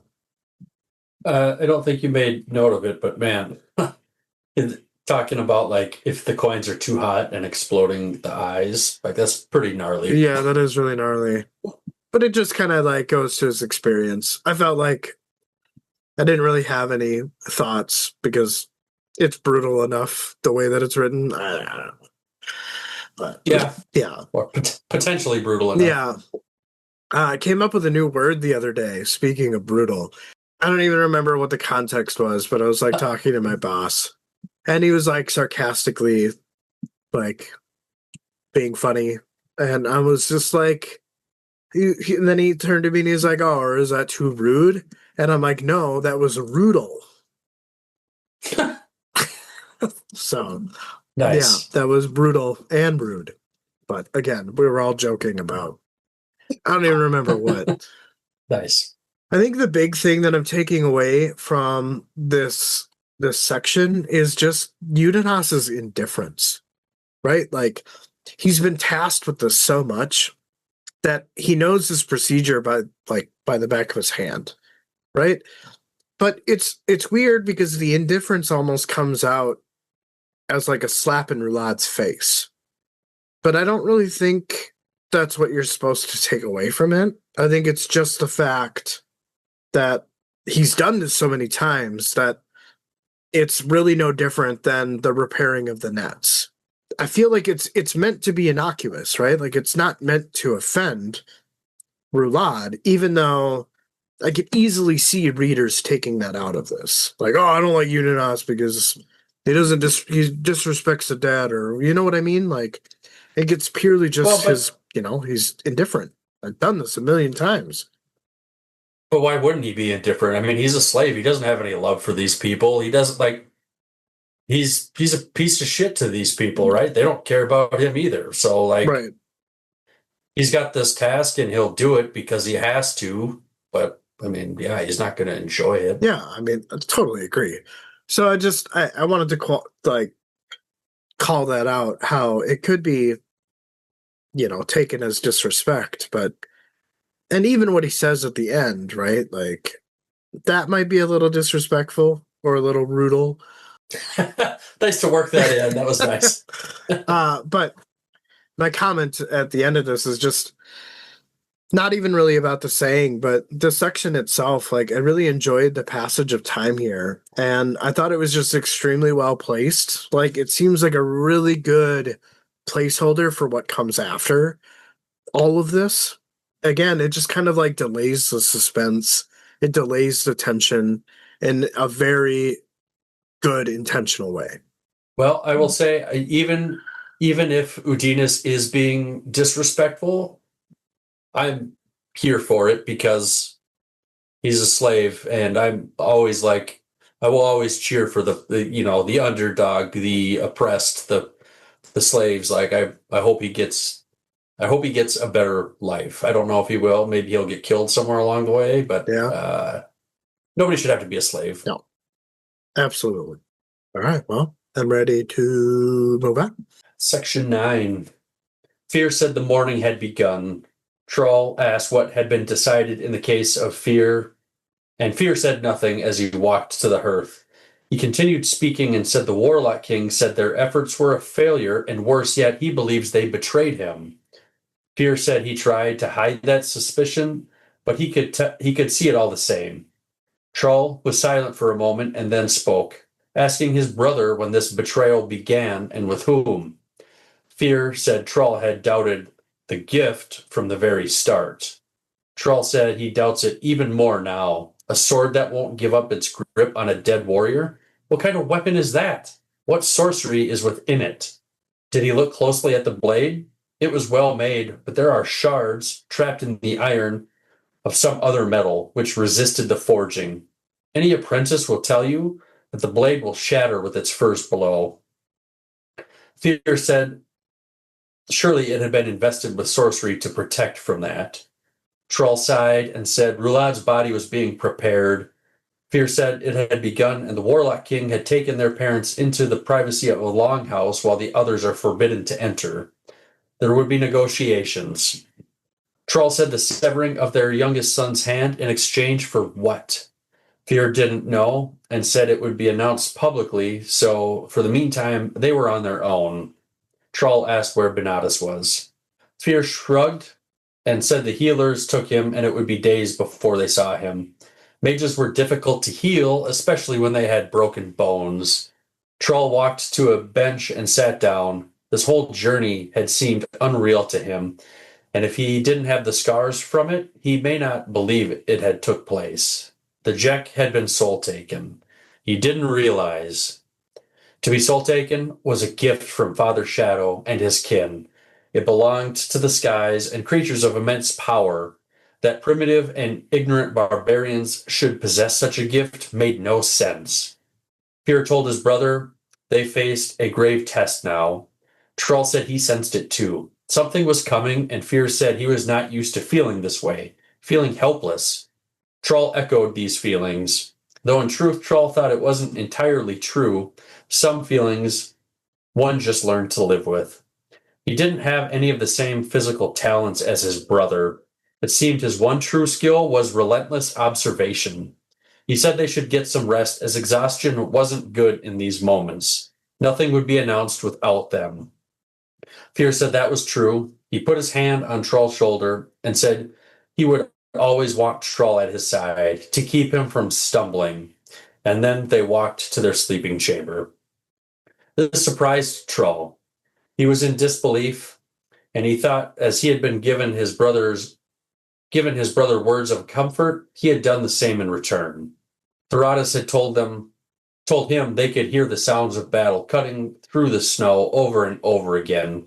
Bestial screams of pain, wolves' howls crying in mortal despair. They heard him leading the Jek away. They had heard until distance had brought silence. Then they awaited their enemy, who never came. Troll had forgotten most of the fighting already. The numbers just all blurred together. It was just one big nightmare, and Troll wondered if this is how the most dire moments of the past were preserved. Did the pain-ridden separation occur to each and every one of them, each survivor? The mine's own barrow field, the trail winding between molded earth, hiding the heavy stones and caverns of darkness. Once walked, that trail could never be walked again. One could only look back and know the horror at the vastness and riotous accumulation of more barrows. He rose and made his way to his mat, tired by the thought of those that the Edur worshipped, who had lived tens and tens of thousands of years, and all the horror that lay behind them, the endless road of deed and regret, filled with sorrow and despair. Troll sank onto the thinly padded mattress and closed his eyes. All this achieved was the unleashing of his imagination, image after image, sobbing to life with silent but inconsolable cries that filled his head. He reeled before the onslaught, and like a warrior staggering senseless before an absolute ass-kicking, he fell backward, in his mind, into oblivion. Heavy cuts. So, my first thought here, I thought maybe you would appreciate this. They're talking about these shards in the blade, but are they shards or could they be fragments of some sorts? Yeah, I thought that was good. I did not expect that. So you can add that to the list of unexpected things in this chapter for sure. Yeah. I'm interested to learn more about this sword, though, for sure. Yeah, I am too. But didn't we get a brief explanation in House of Chains near the end? I think Fiddler was talking about Otaterel and how it was used in foraging weapons. Maybe. I don't remember, to be honest with you. And that it But we could have. and that it resisted it, but somehow people found a way to do it. So I'm wondering if the fragments are Otaterel in the sword, which I think is maybe the reason why it can't be pulled from Troll's grasp. Maybe that was how the crippled god was able to bind the sword to whoever touched it. Mm-hmm. They're trying to use magic to pull it from him, and gotcha. Okay. Yeah. I guess we shall see. A thought. Could be wrong. No, well, we'll see. I mean, I'm not against it. You got another thought here, it looks like. Yeah, again, this is what I was alluding to a little bit earlier when we were talking about the Soul Taken and kind of that like evolution of, Soul Taken birthing Divers, but where did Soul Taken come from? But they answer it right here, right? It's a gift from Father Shadow and his kin. It belonged to the skies and creatures of immense power. Well, the only thing that I can think of that would fit that description are the Elliot. Potentially the change from all, but more so the Elliot. So Sure. I think that this is a clue that Soul Taken are born from dragons, or a power or ability that comes from the Elliot hold. Sure. No, I agree with that. And I feel like when I read that, I did have some thoughts on that, but I didn't really know how to, I guess, word things. But I would agree with that. And I think, I don't know if my next point kind of piggybacks off that at all, but I know it probably relates more to the Jack, I suppose. But I guess I have a hard time seeing the Imus being considered primitive to the Edur. I don't know. I'm still having a hard time seeing it be the Imus. I feel like you had a thought that it was. Well, yeah, I think the Jack are Imus, who were just gifted the ability to soul take, and I think that the Jack are probably one of the first IMAS, maybe part of the first Empire type of thing. But it makes sense, right? If it's a gift from Father Shadow, because I'm going to go with, Father Shadow, what we know about that realm or that hold or Warren, right, is that it's the Warren of illusion, right? So what if Soul Taken is just an illusion? You're just illusioning yourself into becoming a wolf or a bear or a tiger or whatever the case is, right? But if I see this primitive group as potentially a powerhouse, right? Like they're able to survive on their own, well, maybe they can help me bring down the Andi. Or they could change them all. Or whoever else I want to. So let's make a deal with them. You help me, I give you this gift. I feel like I'm still going to stick with the canoe clue that I picked up, and that it's Barghast, but I guess maybe it's something we won't even get an answer to. I don't know, but well, I guess we're at odds a little bit there. I don't think so. I don't think that this is an odd thing. If you recall Memories of Ice, the Barghast are a primitive form of Emas. Same with the Toblakai. So again, there's an evolution, right? We're just not told where they fit into the timeline. But I think that there is an evolution, right? I think the Toblakai and the Fen are much later on, right? Because there seems to be varying sizes of the Emas.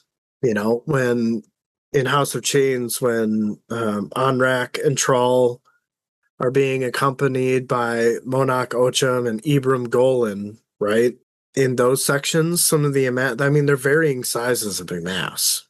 Well, so I guess, yeah. I think that they're related. We'll have to see. Yeah. I'll have to see if I buy in later on. Then maybe it's just going to take me a little longer to get there than you. That's all. I mean, that's fine. And then that's fine. I mean, I think that, again, the way that Steven Erickson does what he does, right, is he leaves you wanting more, but, with just these small little breadcrumbs. But I feel like I've pieced enough together that I've got maybe a quarter of the bread. So, You got the crust of it. yeah. I've got the edges all filled out. So, Sure. yeah. This little bit where Theratus is telling him that, they could hear the sounds of troll fighting in the distance, and it's slowly like getting further and further away. And it took me a second to realize that he was talking about the last chapter there. But then I was like, oh, okay, well, that makes sense. And then it says they awaited for their enemy who never came. I'm like, man, like Troll's definitely a badass here. Like he's taking on all these dudes, and everybody else thought, he was probably dead, and they were going to end up, fighting the Jack at some point, and they didn't. Troll managed it on his own. So. Yeah, it's this section is interesting because I think that this section kind of more ingrains the thought that I have about things changing from here on out. Like I think things are going to be a lot more difficult for Troll, especially, but it's reliving what happened, right? Like he's trying to make sense of everything that's happened. And, it may not seem like to us, but to him, I can imagine that like all this happened so fast, right? Yeah. That like he's just trying to process everything. And that's what this feels like, process.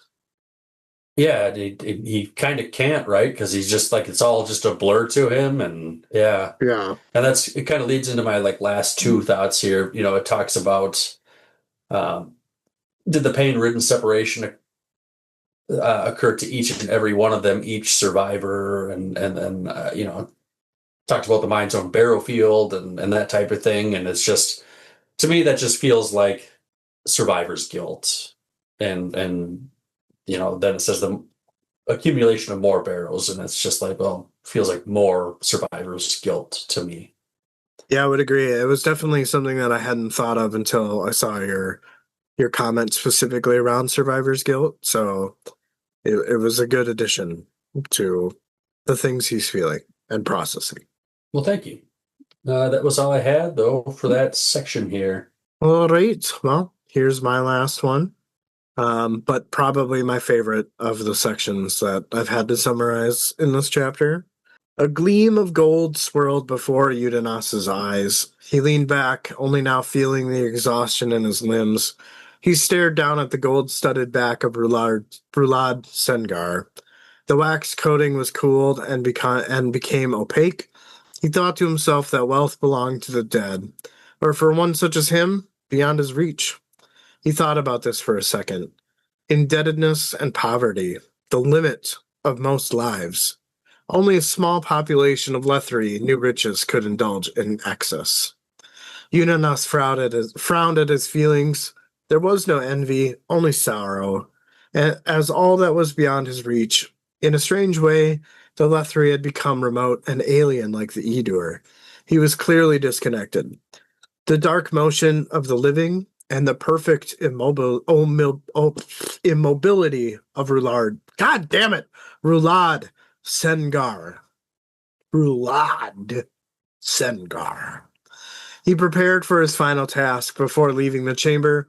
The wax was solid, and so Undiaas could roll the corpse onto the back. The parents would expect this position as they entered the house. He wondered to Errant if he had the strength for it. He grabbed a blackwood lever, which provided the fulcrum to the wood pallet the corpse lay on. He settled the weight of his upper body on the lever and lay his head onto his hands. The shadow wraith wither had been silent for days. The blood of the weevil also slept. He was alone. He had been expecting an interruption during the whole preparation of the body.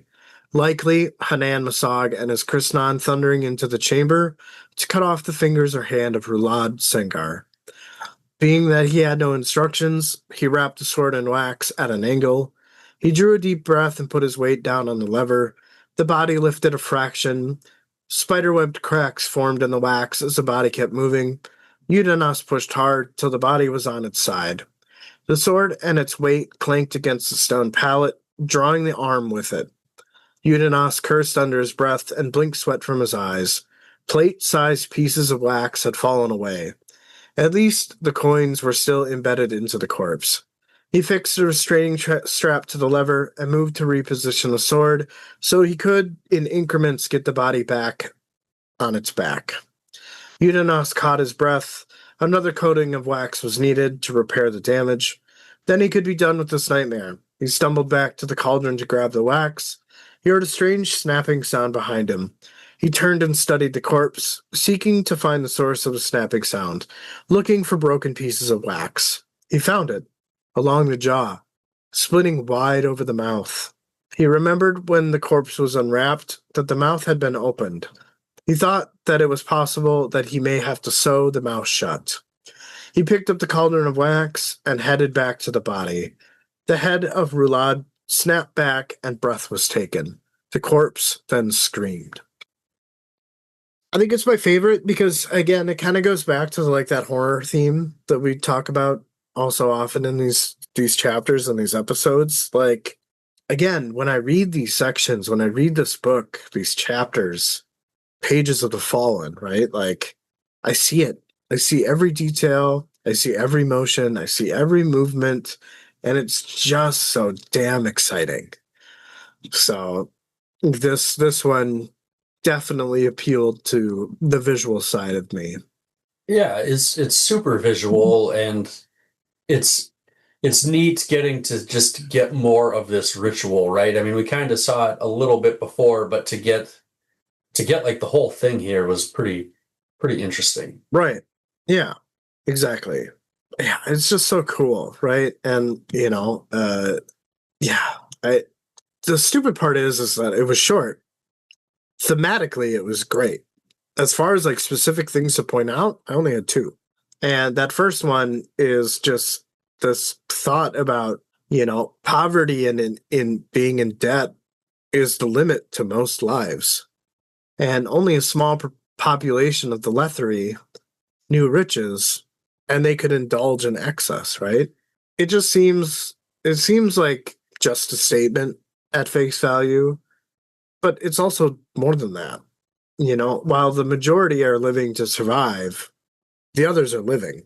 And it kind of parallels our capitalist society. Yeah, so that's a good catch for sure.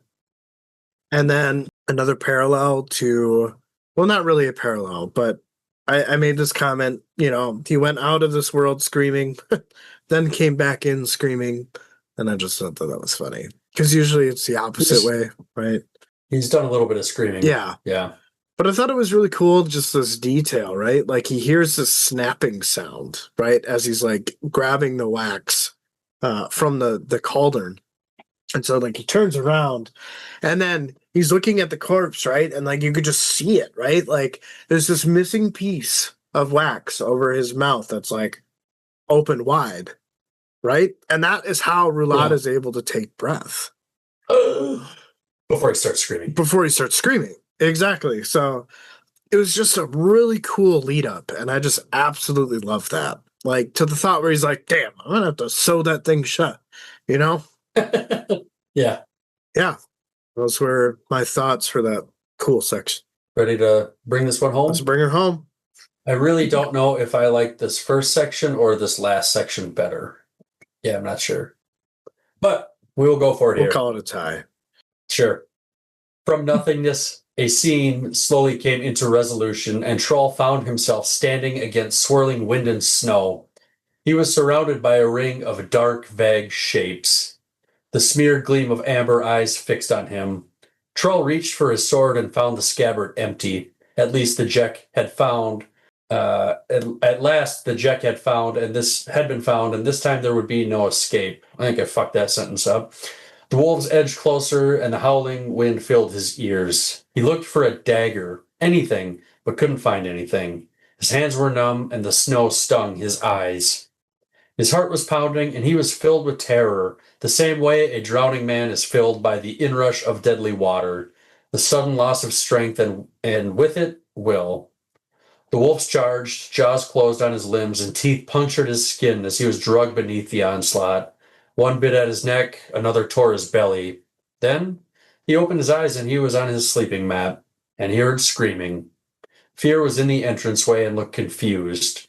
Troll said it was coming from outside. They saw figures converging on the house of the dead. Fear asked what was happening. Troll shook his head, not having an answer, and said perhaps it was Undiaas, and trailed off. Two slaves stumbled from the building and fled, one yelling incoherently. Troll also saw the Letheri merchant and the Aquator. The screams had not stopped, and they were full of pain and horror, and the sound continued, breath after breath. Man was in the doorway, and behind her was Featherwitch. Neither moved. Fear and Troll reached them. Featherwitch's head snapped around and looked at Troll, then Fear. Fear told his betrothed to keep all out but their parents and the Warlock King once they arrived. Troll and Fear entered side by side. A hunched shape covered in wax like a peeling skin and glittering coins sat at the platform. This was the source of the endless screaming. Undiaas stood nearby. He had been carrying a cauldron of wax that was a few paces away from his feet, spilling into the straws and twigs. Undiaas was whispering soothing words beneath the screams, slowly getting closer to the shape. Fear started to move towards it as well, but Troll held him back. Troll had heard something in those shrieks, an answer to the slave's soothing murmurs, defiant at first, but now fading and thinning, pleading. And through it all, Undiaas continued to speak. Troll realized this was his dead brother, Rulad. Undiaas told Rulad there were coins on his eyes. That is why he could not see, and he would remove them. He also said Troll and Fear were present. That's when the screams stopped and became weeping. That is when Undiaas did something Troll did not think possible. The slave took Rulad's head in his hands as a mother might comfort a child. Fear sobbed for a moment, but got it together, but Troll still felt his brother tremble. Troll saw his brother's face and could not believe it. A mask of wax cracked and scarred, and under it gold coins melded to his flesh. Undiaas leaned in and spoke words into Rulad's ears, which were answered with a shudder, a spasm that made the coins click audibly. Troll still held his brother back as Undiaas drew out a work knife and used it to remove the coins covering Rulad's eyes. A moment later, they fell away. His eyes were closed. It was a red, mangled mess. Outside, he could hear the sound of people amassing, but he could not turn away from the slave and his brother. Troll thought that Rulad was dead. There was no doubt in that at all. He had thought about the slave who worked on him for a day and a half, filling his wounds in and preparing the body who had now brought him back to life. A Letheri slave, he thought, and who were they to have done this? Troll pulled Fear along as he drew closer, but he did not speak. The slave put the knife away. Undiaas, with his hand on Rulad's shoulder, said he was not ready to speak yet. He was exhausted from the screaming and the weight of the coins on his chest. Undiaas removed his hand to leave. Undiaas removed his hand to leave, but Rulad's hand reached out and found his arm and held him. And that made Undiaas nearly smile. And that is when Troll first saw his exhaustion, the extremity of all he had gone through. He told Rulad his brothers were here to take care of him now, for he was only a slave. Troll told Undiaas he would stay. Their brother needed him. They needed him as well. Undiaas nodded and said he would stay, but he needed to rest as he was tired and kept blacking out only to awaken to the sound of his own voice. He didn't even know what he had said to Rulad. Fear said it didn't matter what he had done, and then trailed off. Closed his eyes and took a deep breath, then shook his head, unable to speak. Troll told Undiaas he understood and asked him to stay a few minutes longer. Undiaas agreed. Troll spoke to Rulad, asking him to keep his eyes closed, but that they needed to get the armor off of him. Rulad shook his head. Troll said they were funeral coins, and Rulad spoke, saying he knew. Troll continued and said Undiaas had been with him alone, preparing him. Roulade understood. Troll said he was used up. Troll said to tell their mother he wanted him. Troll said he would, but to let go for now, as he was spent. Roulade dropped Undiaas's hand while the other still held the sword and smiled a ghastly smile. He said he still held it, and this is what he meant. Troll took a small step back. Undiaas crawled away and assumed the fetal position. Troll caught his face for a moment, full of pain. Exhausted or not, peace and rest were nowhere near for Undiaas. Troll could see that brutal truth. Roulade had had the slave, but whom did Undiaas have? That wasn't a typical Edur thought. Though he knew nothing was as it seemed, Troll moved back towards Fear, then looked back to the entrance. Man was there with Featherwitch. He pointed at her, then to Undiaas. She had a horrified look on her face and shook her head, running from the building. There was a commotion. Man backed off. Tomad and Uruth appeared, and behind them was Hannan Mosag. Troll thought about that damn sword. And the chapter ends. I think I like the opening better than the ending. Maybe I feel like I did a better job summarizing it. The ending was a little confusing.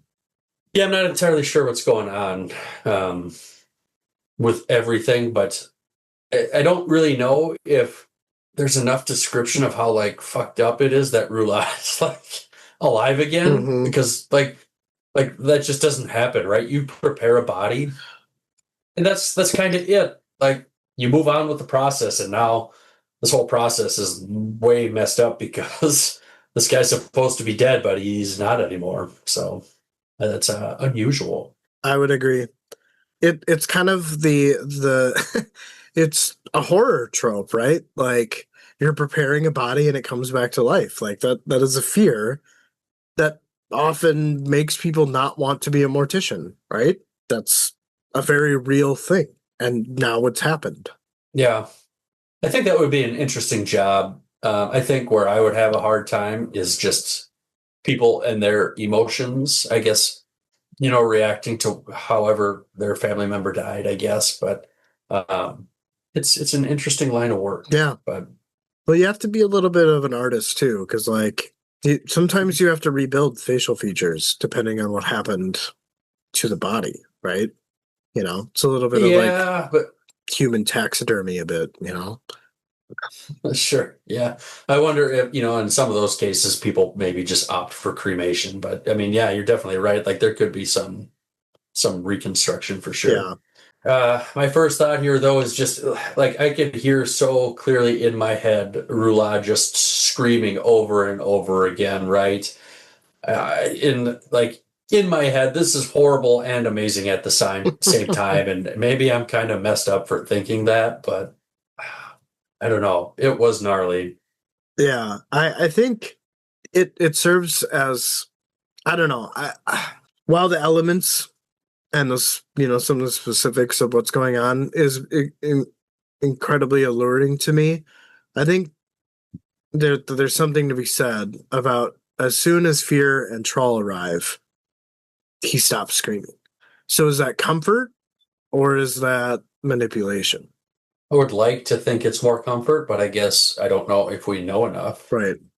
I would like to think it's comfort too, but it might not be. Yeah, I don't know. Either my next thought here, Undiaas is telling Roulade that there's coins on his eyes, and that's why he can't see. And that's just like, again, just reminds me of how like fucked up this is. He's waking up this way. He's woken up twice effectively in screaming, right?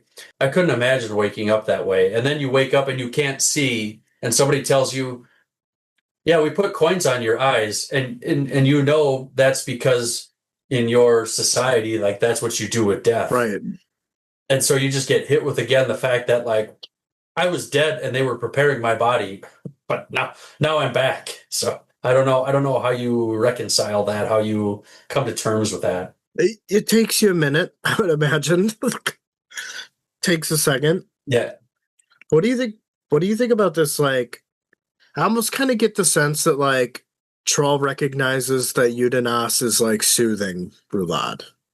Yes, I would agree, but I don't really know how I feel about that. Like, is he kind of overstepping what he should be doing? Like, is he just sympathizing? I don't even know how you could sympathize with somebody who is dead and now alive. I mean, because he's been preparing the body for a day and a half or whatever it was. I mean, he's exhausted, right? Yeah, so I think, and this maybe aligns with your last comment, is I think that in Undiaas's exhaustion, I think he's vulnerable.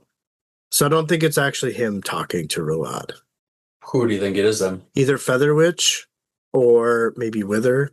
You think Featherwitch possibly could have been talking through Undiaas? Yeah, because she's really suspicious in the like 2 moments in this scene that she's pointed out, right? One, when Fear and Troll are arriving, she kind of like, I don't know, the way that it was described made it look like, oh shit, like I'm not alone now. Like I have to be careful of what I say, or I don't know, it just kind of seemed like cautious. Like giving them a look like, oh fuck. I didn't have any thoughts that it might be Featherwitch talking through him. I could see it being Withal, I suppose. I mean, because he does say he keeps blacking out and he wakes up to the sound of his own voice. He doesn't know what he's saying. So, but then at the same time, I could see, well, yeah, maybe he's just that exhausted. He's not remembering it, for that reason. So I don't know. Do you mean Withal or do you mean Wither? Whether, sorry, yeah. Yeah. To me, I think it's Wither more than I would say it's Featherwitch. I think that Featherwitch is aware of what's happening maybe with Undiaas and Wither because she seems to be connected to him at least in a dream state. So I think that maybe she's witnessing what's taking place while he's unconscious, while he's blacked out.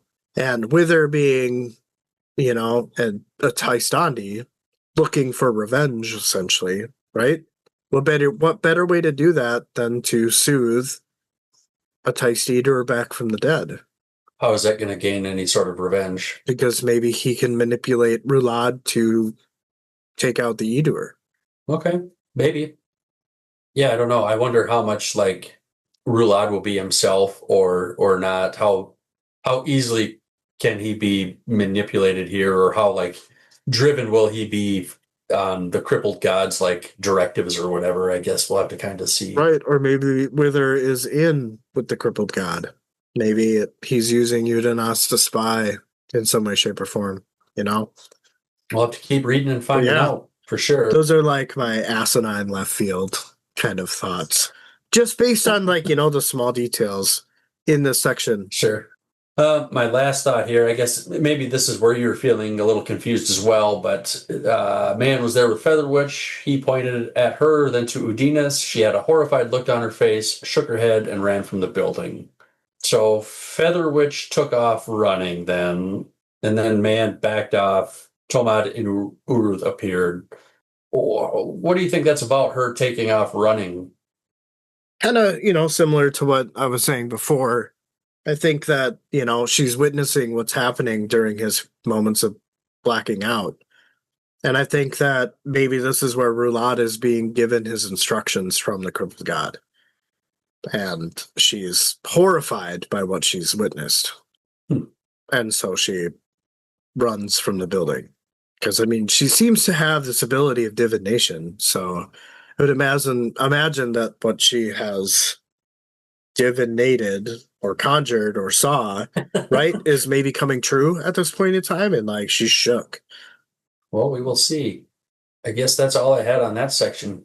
Anything else you have to say about it? No, not at all. I am interested to see where this goes. I mean, again, this chapter was full of like things that I was expecting, but just not so soon. Like the timing of it, I was not expecting. I was not expecting this to happen after they came back.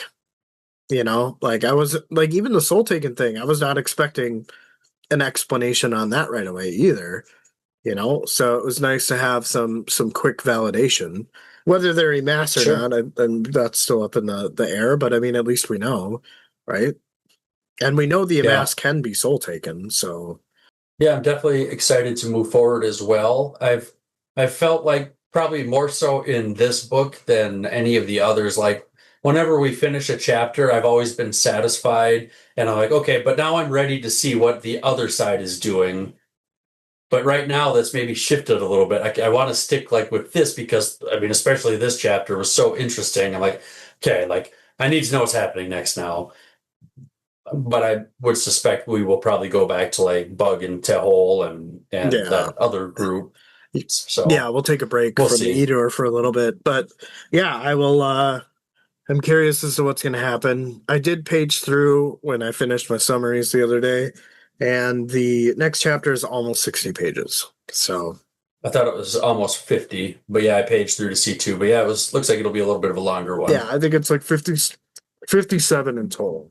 Something like that. Oh, I was thinking like 47, but however, yeah, we'll have some reading to do and some summarizing to do again. And I think we only have, 10 and 11 will wrap up this sub book, I think. Oh, nice. Yeah, so we're getting there. So- We're getting close. So, yeah, I will definitely be indulging later today, being that the snowstorm is coming. So, not going to be going anywhere. So, I'll just enjoy a book.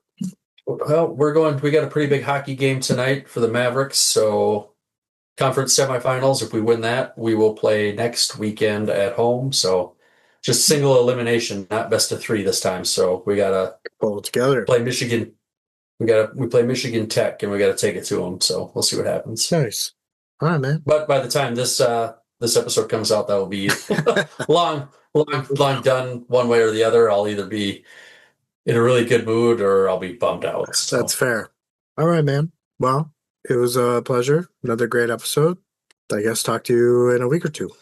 Yeah, let me know what you think of the chapter when you get around to reading it. We'll see. I don't think I'll probably read it tonight, but maybe tomorrow.